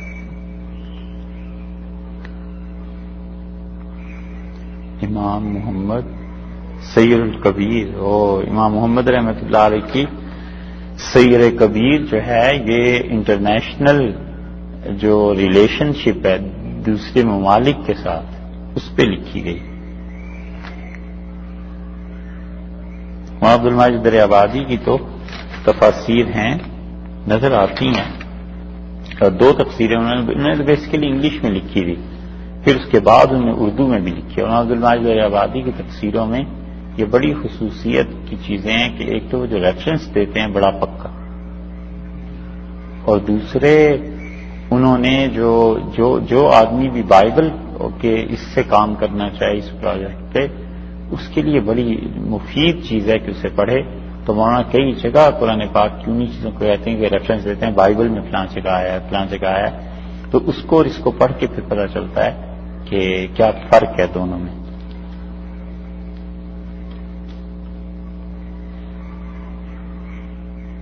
ابن قیم کی مدارج السالکین، یہ مدارج السالکین جو ہے منازل السائرین ایک صوفی تھے ہرات کے افغانستان کے رحمۃ اللہ علیہ، انہوں نے لکھی تھی منازل السائرین، چھوٹی سی کتاب، یہ اس کی شرح انہوں نے لکھی ہے ابن قیم نے. یہ جتنے بھی ابن قیم اور ابن تیمیہ رحمۃ اللہ علیہ کے حلقے کے لوگ ہیں اور کہتے ہیں تصوف کوئی چیز نہیں ہے، انہیں یہ پڑھانی، انہیں کہنا چاہیے کہ اس کو پڑھا مدارج السالکین کو. صوفیوں کی کتابیں جو چشتی سلسلے کے بزرگ تھے انہوں نے ایک چھوٹی سی کتاب لکھی تھی، کتنی 50-60 صفحے کی ہوگی، شیخ نے اس کی شرح کیا 4 جلدیں بنی. زاد المعاد کا تو بھی عرض کیا آپ سے.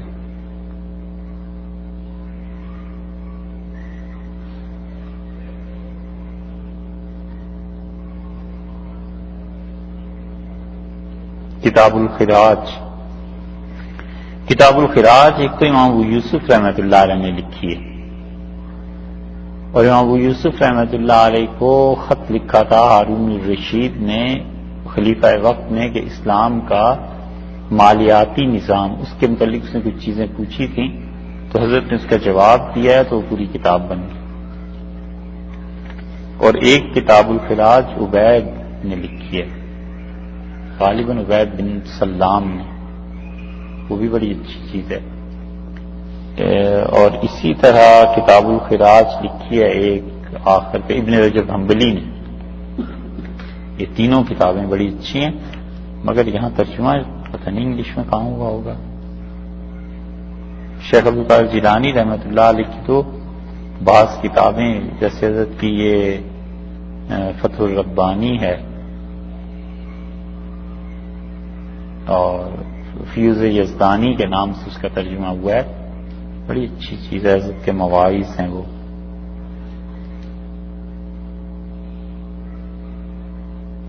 وہاں علی میاں ندوی رحمۃ اللہ علیہ کی تو بہت سی کتابیں ہیں، المرتضیٰ ان کی کتاب ہے، بہت سی چیزیں ہیں، لیکن ان کی جو بڑے ٹاپ کی کتابیں پڑھنے کے قابل ہیں ان میں یہ تاریخ دعوت و عزیمت، دعوت و عزیمت جو ہے اس کی پہلا حصہ، تاریخ دعوت و عزیمت ان کی ضرور پڑھنی چاہیے. اس کا پہلا حصہ جو ہے وہ تو قرون اولیٰ کے مسلمانوں پہ مشتمل ہے، اور دوسرا حصہ جو ہے وہ دوسرے حصے میں بھی حضرت نے درمیان کی کچھ صدیوں کا ذکر کیا ہے.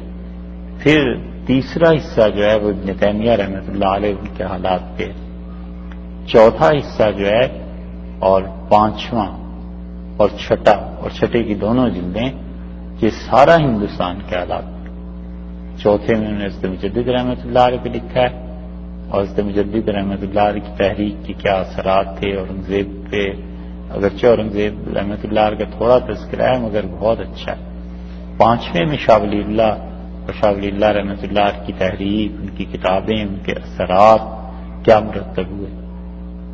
6واں حصہ جو ہے وہ 2 پہ مشتمل ہے. ایک سید احمد شہید رحمۃ اللہ علیہ کی ہیں سارے حالات، لیکن 2 حصوں پہ مشتمل ہے. 6واں حصہ مولانا حضرت رحمۃ اللہ نے لکھا ہے، بڑی اچھی چیز ہے.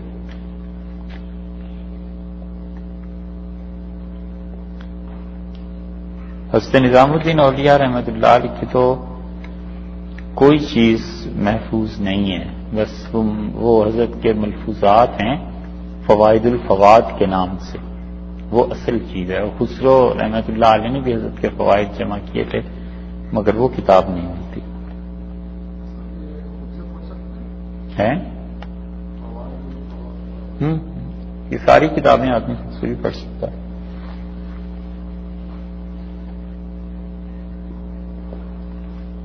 سید احمد شہید رحمۃ اللہ کی سیرت تو 2 جلدیں ہیں.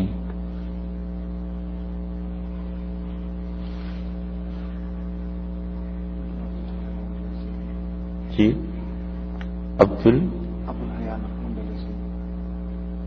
ابو حیان اندلسی، ان کی تفسیر ہے ابو حیان اندلسی کی.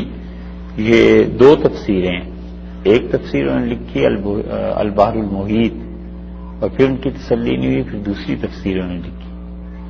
بڑا علم ہے ان میں، اور یہ لیکن عام اتنی کام کی نہیں، کیونکہ وہ بڑی لغت کی مباحث کرتے ہیں دقیق.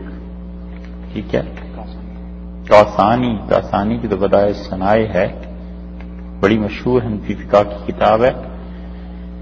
اور کاسانی رحمۃ اللہ علیہ نے یہ 8 جلدیں لکھی تھیں، اور اب تک اس جیسی کتاب ہمیں نہیں معلوم کہ حنفی فقہ میں کوئی اور لکھی گئی ہو. بدائع ثنائے جیسی بڑی کتاب. اور کاسانی اس وقت 19 سال کے تھے. ایسے لگتا ہے جس شخص کے دماغ میں کمپیوٹر کسی نے ڈال دیا تھا. یعنی اتنی اچھی تقسیم ہے کہ مثلا وہی کہتے ہیں یہ چیز فرض ہے، پھر وہ کہتے ہیں اس کے اتنے حصے ہیں، اس حصے کے مزید فردر ڈویژن میں یہ چیزیں ہیں، اس چیز پہ فلاں کی یہ دلیل ہے، اس چیز پہ ہماری یہ دلیل ہے، اصل مسئلہ یہ ہے، فتویٰ اس بات پہ. ایسے سسٹمیٹیکلی وہ چلتے ہیں کہ اسے پڑھنے کے بعد آدمی کا خود دماغ ایسا ہو جاتا ہے کہ سسٹمز جیسے بنتے ہیں. منٹگمری، ہاں اس نے منٹگمری جو تھے ہمارے یہاں تھے پاکستان میں. ساہیوال جو ہے یہاں کے گورنر رہے، اور اس نے رسول اللہ صلی اللہ علیہ وسلم کی سیرت پہ کتابیں لکھی ہیں اور بہت گمراہ کن بات سنی ہے. شاہ ولی اللہ صاحب رحمۃ اللہ کا ذکر ہو گیا. حجت اللہ ہے، مصوّع اور مصفّہ، یہ موطا کی شرح لکھی ہے شاہ ولی اللہ رحمۃ اللہ علیہ نے. ازارت الخفا کا بھی ذکر ہوا. حضرت علی رضی اللہ عنہ نہج البلاغہ جو ہے یہ رضی تھے جن کا بھی ذکر بھی گزرا ہے. انہوں نے بقول ان کے حضرت علی رضی اللہ عنہ کے خطبات جمع کیے، لیکن سارے خطبے حضرت علی رضی اللہ عنہ کے نہیں ہیں، کہ ہر زمانے کی اپنی ایک زبان ہوتی ہے. مثلا آج سے 200 سال پرانی اردو اگر آپ پڑھیں تو آپ خود سمجھ جائیں گے کہ یار یہ اس زمانے کی زبان نہیں ہے، یہ یقیناً پچھلے زمانے کی زبان ہے. تو اور اس سے بھی پچھلے زمانے کی پڑھیں تو پتہ چلتا ہے یہ اس سے بھی قدیم ہے. تو حضرت علی رضی اللہ عنہ کے زمانے میں جو ان کا سٹائل تھا بولنے کا، رضی کے کئی خطبات ایسے ہیں جو بعد کی اجمی سٹائل کے معلوم ہوتے ہیں. حضرت علی رضی اللہ عنہ کے نہیں ہے وہ خطبات. ٹھیک ہے. منصب امامت جو اسماعیل شہید رحمۃ اللہ نے کی ہے اس میں اصولی طور پر انہوں نے خلافت پہ بحث کی ہے، اور ان کے دادا شاہ ولی اللہ رحمۃ اللہ علیہ کی کتاب جو ہے اصالۃ الفقہ اس کے ساتھ ملا کر اسے پڑھنا چاہیے. شاہ عبدالعزیز صاحب رحمۃ اللہ علیہ کی کئی مرتبہ تذکرہ ہوا. تحفہ اثنا عشریہ جو ہے یہ انہوں نے شیعت کے رد پہ لکھی ہے، اور تحفہ اثنا عشریہ جو ہے یہ پڑھنے کے قابل ہے اساتذہ سے، اور اب تک اس کا جواب نہیں دیا جا سکا.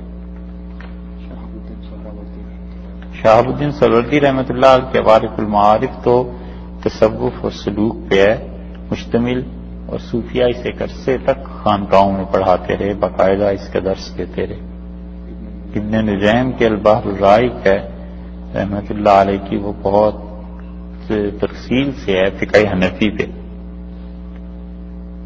منظور نعمانی صاحب رحمۃ اللہ علیہ کی تو ساری کتابیں بہت اچھی، خاص طور پر ان کی جو معارف الحدیث ہے جو آخری زمانے میں انہوں نے کی، اور کچھ حصہ رہ گیا تھا جو ان کے داماد ہیں انہوں نے اسے مکمل کیا۔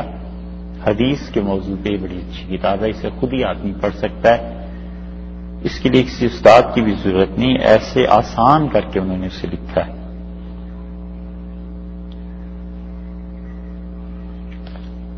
مولانا اسماعیل شہید رحمۃ اللہ کی کتابیں تو آپ سے عرض کی تھی۔ مرزا مظہر جانے جانا رحمۃ اللہ علیہ، یہ تو بہت بڑے مشائخ میں سے نقشبندیہ کے۔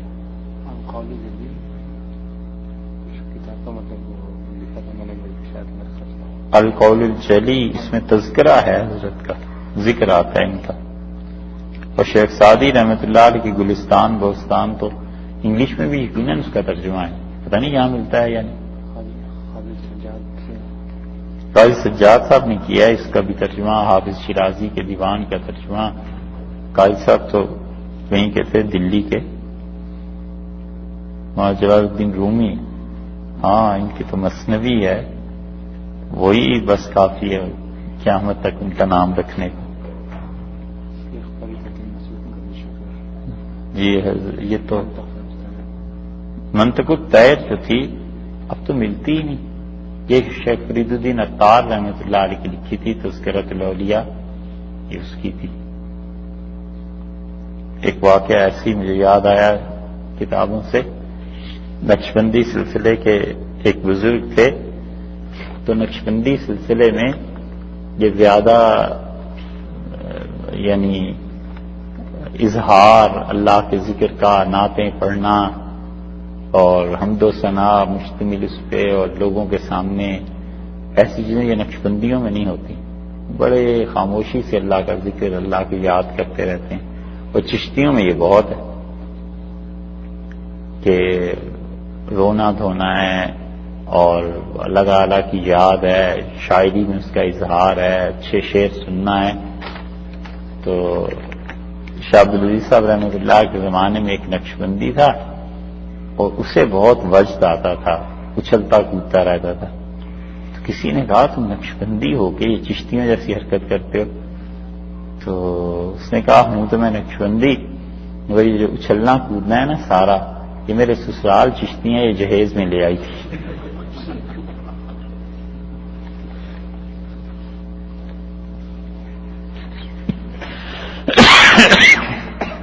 اور شاہ اللہ صاحب رحمۃ اللہ کو ذکر، امام غزالی الفوز الکبیر شاہ صاحب رحمۃ اللہ علیہ کی یہ تفسیر کے اصول پہ ہے، یہ کبھی پچھلے سال کچھ پڑھی بھی تھی تھوڑی سی نا الفوز الکبیر، جی موقع ہوا تو انشاءاللہ آئندہ سال دیکھیں گے۔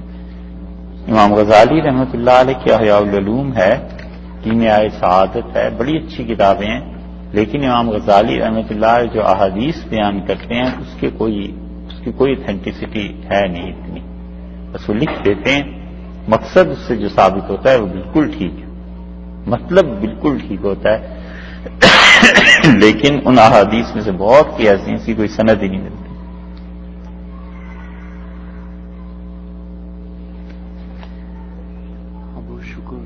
ابو شکور سالمی رحمۃ اللہ علیہ کی التمہید اب مل بھی جاتی ہے، یہ عقیدے پہ کتاب ہے کہ عقیدہ کیا ہونا چاہیے۔ مولانا مناظر حسن گیلانی کی بہت سی کتابیں، مولانا مناظر حسن گیلانی تو آپ کے یہاں رہے، عثمانیہ میں پروفیسر رہے، آپ لوگوں کو ان کا کیا پوچھنا ہے، تو آپ سے پوچھنا چاہیے۔ ہاں مولانا عبد الباری ندوی بھی وہاں پڑھاتے تھے، مولانا مناظر حسن گیلانی بھی پڑھاتے تھے، نظام نے خاص طور پر انہیں وہاں بلایا تھا، اور اتنی احتیاط سے وہ رہے کہ سارے علم اور سارے فضل کے باوجود نظام نے کئی بار کوشش کی ملنے کی، نہیں ملی۔ اور ویسے ہی ظاہر ہے حکومتوں میں CID اور یہ چیز بھی ہوتی ہے، تو لوگوں نے ان سے پوچھا تو انہوں نے کہا کہ ہم اپنا علم بیچنے نہیں آئے حیدرآباد، ضرورت سے آئیں، اور جو انہوں نے کام کیا ہے وہاں رہ کے، جو تحقیق اور جو چیزیں، بہت بڑا کام، بہت بڑے کام انہوں نے کیے. اور ان کو اس اعتبار سے بھی سب سے زیادہ پرکشش چیز تھی جو کھینچ کے لے گئی وہاں کی لائبریری.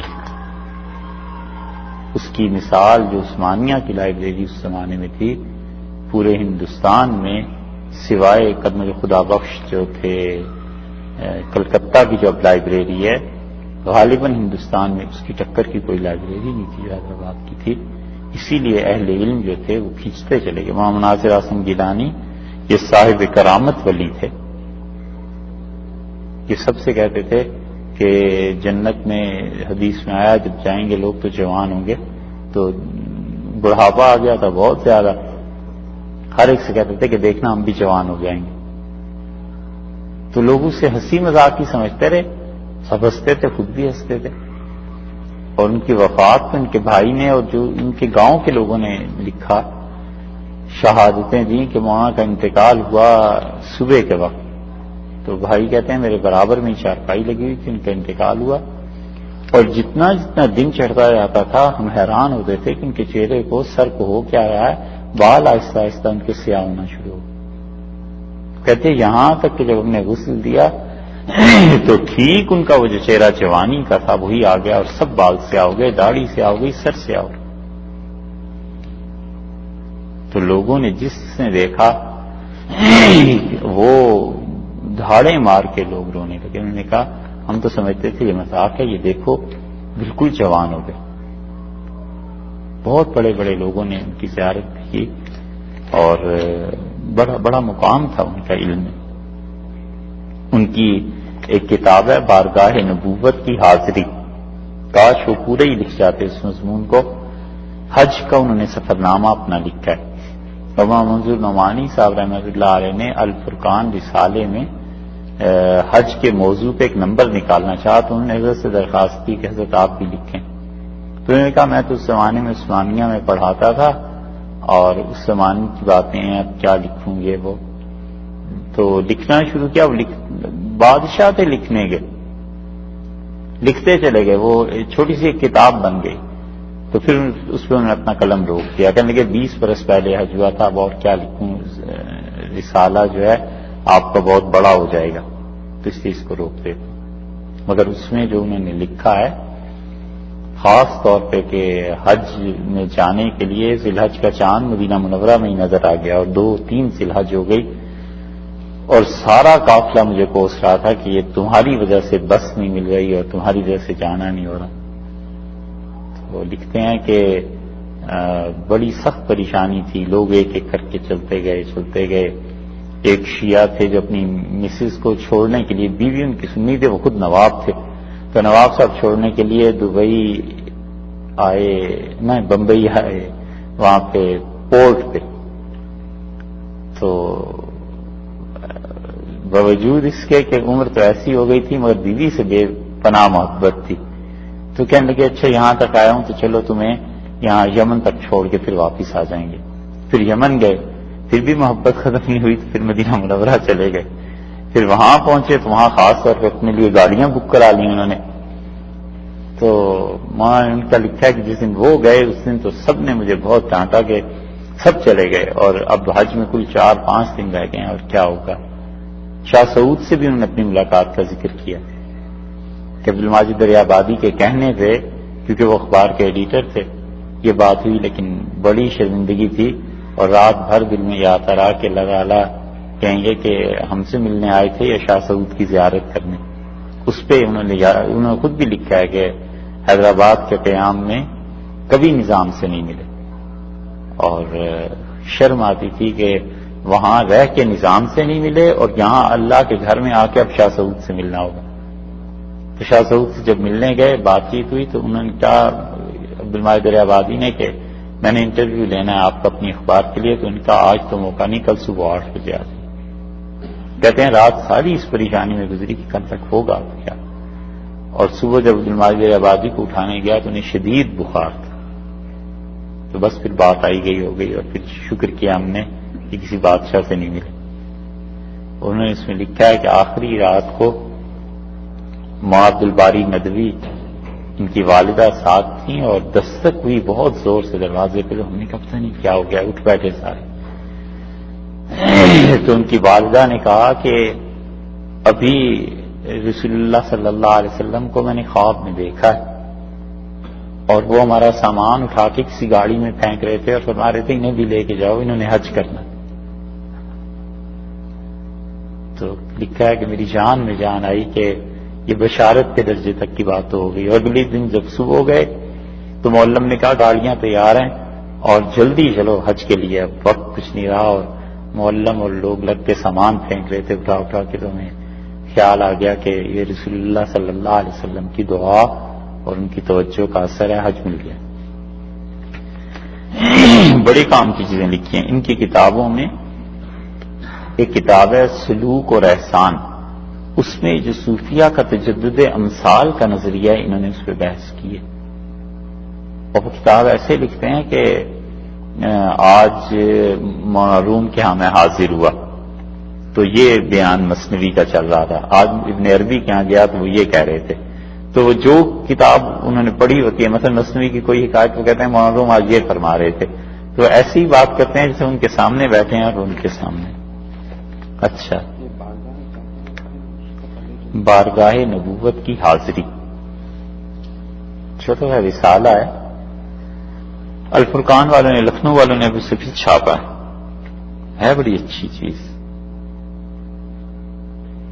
امام دارقطنی تو حدیث کی کتاب ہے.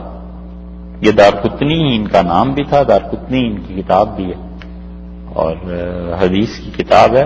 یہ عورتوں کی امامت کے سلسلے میں روایات وہاں بھی آئی ہیں مگر دارقطنی یہاں ہے نہیں. آگے امام سرخسی تو مبسوط والے رحمۃ اللہ علیہ, ہاں یہ 34 والیوم تھیں, اب تو 38 ہو گئے. بڑی بڑی زبردست چیز دکھائی انہوں نے. طحاوی رحمۃ اللہ علیہ تو 3 صدی کے آدمی ہیں اور امام طحاوی رحمۃ اللہ علیہ کی کتاب جو عقیدہ طحاویہ ہے یہ پڑھنے کے قابل ہے. سبکن انہوں نے اپنے زمانے میں عقیدے کو باندھ دیا کہ عقیدہ ایک مومن کا یہ, کیونکہ معتزلہ, خوارج, مرجئہ ہر طرف سے اٹیک ہو رہے تھے کہ اسلام کا اصل عقیدہ کیا ہے اور حکمران خود پریشان تھے کہ عقیدے کے بارے میں کیا لکھیں.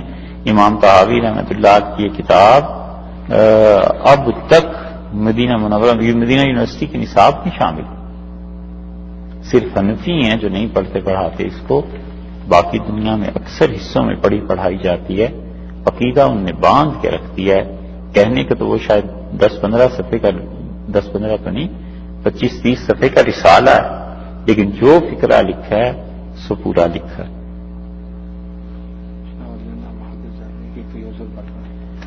شاہ صاحب رحمۃ اللہ کی فیوز الحرمین ہے. فیوز الحرمین میں شاہ صاحب رحمۃ اللہ علیہ نے مدینہ منورہ میں جو ان کو کیفیات, حالات, اطلاعات ملتی رہی سب لکھی ہیں. رسول اللہ صلی اللہ علیہ وسلم کے ساتھ شاہ صاحب رحمۃ اللہ علیہ کا جو غیر معمولی تعلق تھا اس کو انہوں نے فیوز الحرمین میں لکھا ہے اور بہت تفصیل سے کہ رسول اللہ صلی اللہ علیہ وسلم کی کیسی ملاقات رہی, روح مبارکہ, اس کے توجہات, اس کے اثرات کیسے رہے. یہاں تک لکھا ہے کہ مجھے سخت بھوک لگی ہوئی تھی اور کوئی چیز کھانے کو تھی نہیں تو میں روزہ مبارک پہ حاضر ہوا اور میں نے عرض کیا کہ مجھے سخت بھوک تنگ کر رہی ہے اور آپ دعا فرمائیں اللہ کی طرف سے کچھ سبب صورت اس کی پیدا ہو جائے. تو میں سو گیا. تھوڑی دیر کے بعد مجھے کسی نے اٹھایا اور دودھ کا ایک پورا بالٹی ڈبہ لے کے آیا. مجھ سے کہنے لگا پیو. میں نے پھر پیا. فرمایا پھر تو نیند آنی تھی, پھر سویا تو رسول اللہ صلی اللہ علیہ وسلم کی روح مبارکہ کو میں نے دیکھا. تو مجھ سے فرمایا کہ اب ٹھیک ہو. تو میں نے کہا جی اب کھانے کو مل کیا. تو فرمایا کہ ہم نے اس کے دل میں ڈالا تھا کہ جاؤ اس طرح ایک لیٹا ہوا ہے اس کو کھلاؤ. اس مسافر شاہ صاحب رحمۃ اللہ بہت کچھ لکھا ہے اس سبکی. ہاں امام تقی الدین سبکی طبقات الشافعیہ, طبقات الکبریٰ ان کتاب لکھی ہے سبکی نے. بڑی انفارمیشن ہے اس میں اور خاص طور پہ وہ شافعی فقہا جو کہ ماورا النہر کے علاقوں میں تھے اس پہ ہم نے بڑا اچھا کام کیا ہے. ذہبی تو ذہبی ہیں، ذہبی رحمۃ اللہ علیہ کو کیا کہنا. یہ شخص تو اللہ جانے کتنی فرصت، ایک سے ایک نئی کتاب آتی ہے. سیر اعلام النبلاء آئی ہے کوئی 38-39 جلدوں میں، پھر اب سیرت چھپی ہے، وہ تاریخ چھپی ہے تو 50 جلدوں میں. ذہبی نے بہت کچھ لکھا ہے، لیکن ذہبی کے ہاں حنفیوں کے متعلق کچھ تعصب ہے. وہ جب ان کا ذکر کرتے ہیں نا تو کئی کئی ڈنڈی مارتے ہیں، لیکن رحمہ اللہ بڑے آدمی ہیں. مصنف عبدالرزاق تو اب چھپ گئی جرمنی والوں کی مہربانی سے. کیا صحابہ کے فتوے جمع کر لیے. ہاں، مصنف عبدالرزاق میں صحابہ رضی اللہ عنہ کے فتوے ہیں، مصنف ابن ابی شیبہ میں بھی صحابہ رضی اللہ عنہ کے فتوے ہیں، اور یہ فتوے 35-40 ہزار تو ہوں گے. بہت بڑا ذخیرہ ہے، بہت بڑا ذخیرہ ہے. عزیز الرحمان کے اخلاق اور فلسفہ اخلاق میں حفظ الرحمان سیوہاروی نے لکھی ہے. مولانا حفظ الرحمان سیوہاروی جو تھے ان کی خدمات کا اعتراف تو اندرا نے کیا، گاندھی نے کیا، نہرو نے کیا. 61 میں انتقال ہوا مولانا کا، اور ہندوستان کے بڑے لیڈرز میں سے شمار کیے جاتے تھے، اور مسلمانوں نے کوئی ایسا الزام نہیں جن پہ نہ لگایا ہو. خیر سے الفابیٹیکلی کبھی لکھے نا، الف بے ABCD F، تو جس حرف سے جو گالی آپ سوچ سکتے ہیں اور بن سکتی ہیں سب مولانا ابوالکلام آزاد کو مسلمانوں نے دی، کوئی کسر نہیں چھوڑی انہوں نے. اور مولانا حفظ الرحمان سیوہاروی کہ گاندھی سے پیسے لیتے ہیں، نہرو سے پیسے لیتے ہیں، فلاں سے لیتے ہیں، فلاں سے. اور حال یہ تھا کہ ان کا جنازہ بھی کرائے کے گھر سے نکلا، ایسے ہی تھا.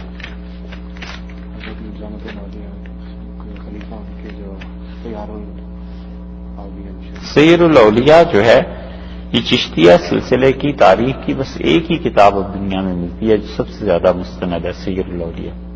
اس کے علاوہ اس سلسلے کی اور کتابیں اب رہی نہیں.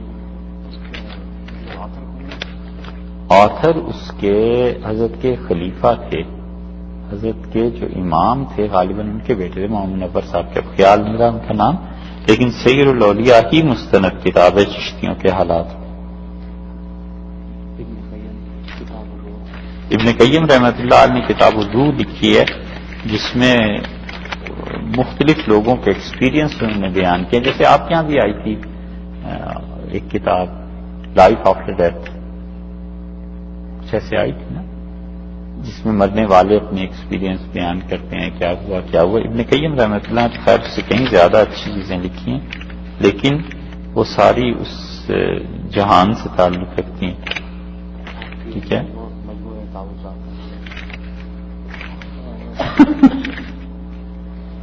ہماری کتاب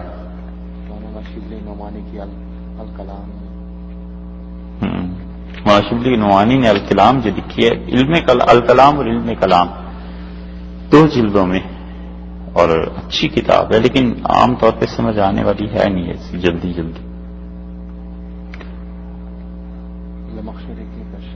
ہاں زمخشری تو کشاف انہوں نے لکھی ہے، قرآن پاک کی لغت اور تفسیر بہت اچھی ہے. جی ولیم مائل کی کتاب ہے رسول اللہ صلی اللہ علیہ وسلم کی سیرت پہ لکھی ہے، اور جو مستشرقین ہیں ان میں سے یہ بھی آدمی ایسا ہے جس نے تعریف بھی کی ہے اور تنقید بھی کی ہے. مقدمہ ابن خلدون سے ہو.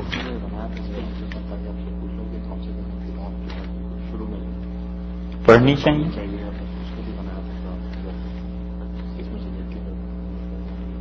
اب تو یہی کام کرنا چاہیے، روزانہ 1-2 گھنٹے نا اسی کو سننا چاہیے، اور اس پہ جو پروجیکٹ جو کام آپ کر سکتے ہیں تفسیر پہ وہ کیجیے. وہ ہمیں آپ لکھیے کون سا ریفرنس چاہیے، ای میل کرتے ہیں، ریفرنس ہم بھیج دیں گے، بتا دیں گے. فی الحال تو یہی کام کیجیے. اب تو پڑھنے لکھنے کی جتنی کتابیں ہیں، پھر آئندہ سے اس کی ایک پروجیکٹ پورا ہو جائے نا پھر دوسرا چیپٹر کھولتے ہیں.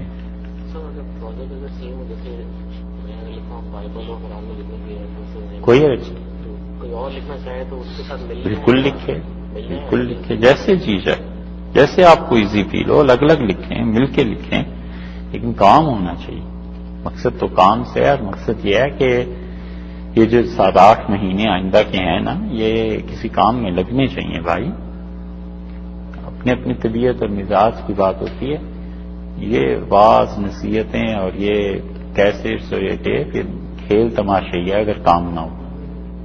اگر کسی آدمی کی زندگی نہ بدلے قرآن کے بعد بھی، اور وہ کوئی علمی کام نہ کرے، اس کے اخلاقیات اچھے نہ ہوں، تو پھر تو ایسے ہی جھک ماری۔ اس لیے اس پروجیکٹ کو تو پورا کرنا ہی ہے، مگر اس کے بعد کا بہت سا انحصار اس پہ ہے کہ آپ کام کتنا کرتے ہیں۔ اگر کام نہ کریں لوگ تو پھر ہمیں کون سی ایسی مصیبت پڑی ہے کہ ہم یہ پڑھائیں ضرور۔ اسی لیے ہم سے بہت کم لوگ پڑھتے ہیں، آتے ہی کوئی نہیں۔ میں بھی کہتا ہوں اچھا ہے، ہاں جتنے نمازی کم ہو امام اتنے ہی آسانی سے رہتا ہے نا، مطلب نہ نمازی تو کم لوگوں کا عذاب ہوگا۔ اور اساتذہ ہمارے ایسے تھے نہیں یار، وہ بڑے بڑے مہربان ہیں۔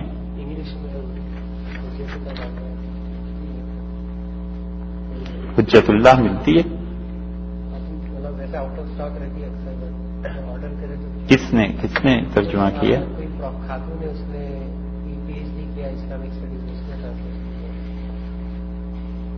مسئلہ یہ ہے کہ اب وہ ٹرانسلیشن ٹھیک ہے، اچھی بات ہے انہوں نے کی ہوگی، مگر حجت اللہ کو اب تک جتنا اردو میں ترجمے ہوئے ہیں نا، سوائے ایک ترجمے کے جو مفتی سعید صاحب نے کیا ہے، اب ان کے علاوہ حجت اللہ کو خود سمجھ ہی نہیں سکے انہوں نے ترجمے کیے۔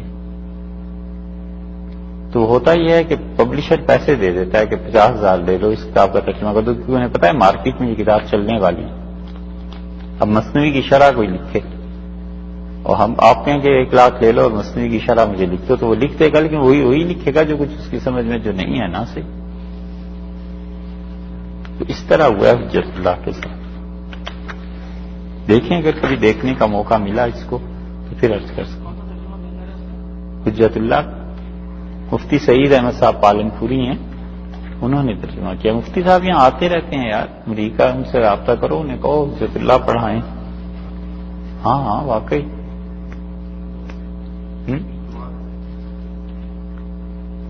دعا کریں، ضرور دعا کرو۔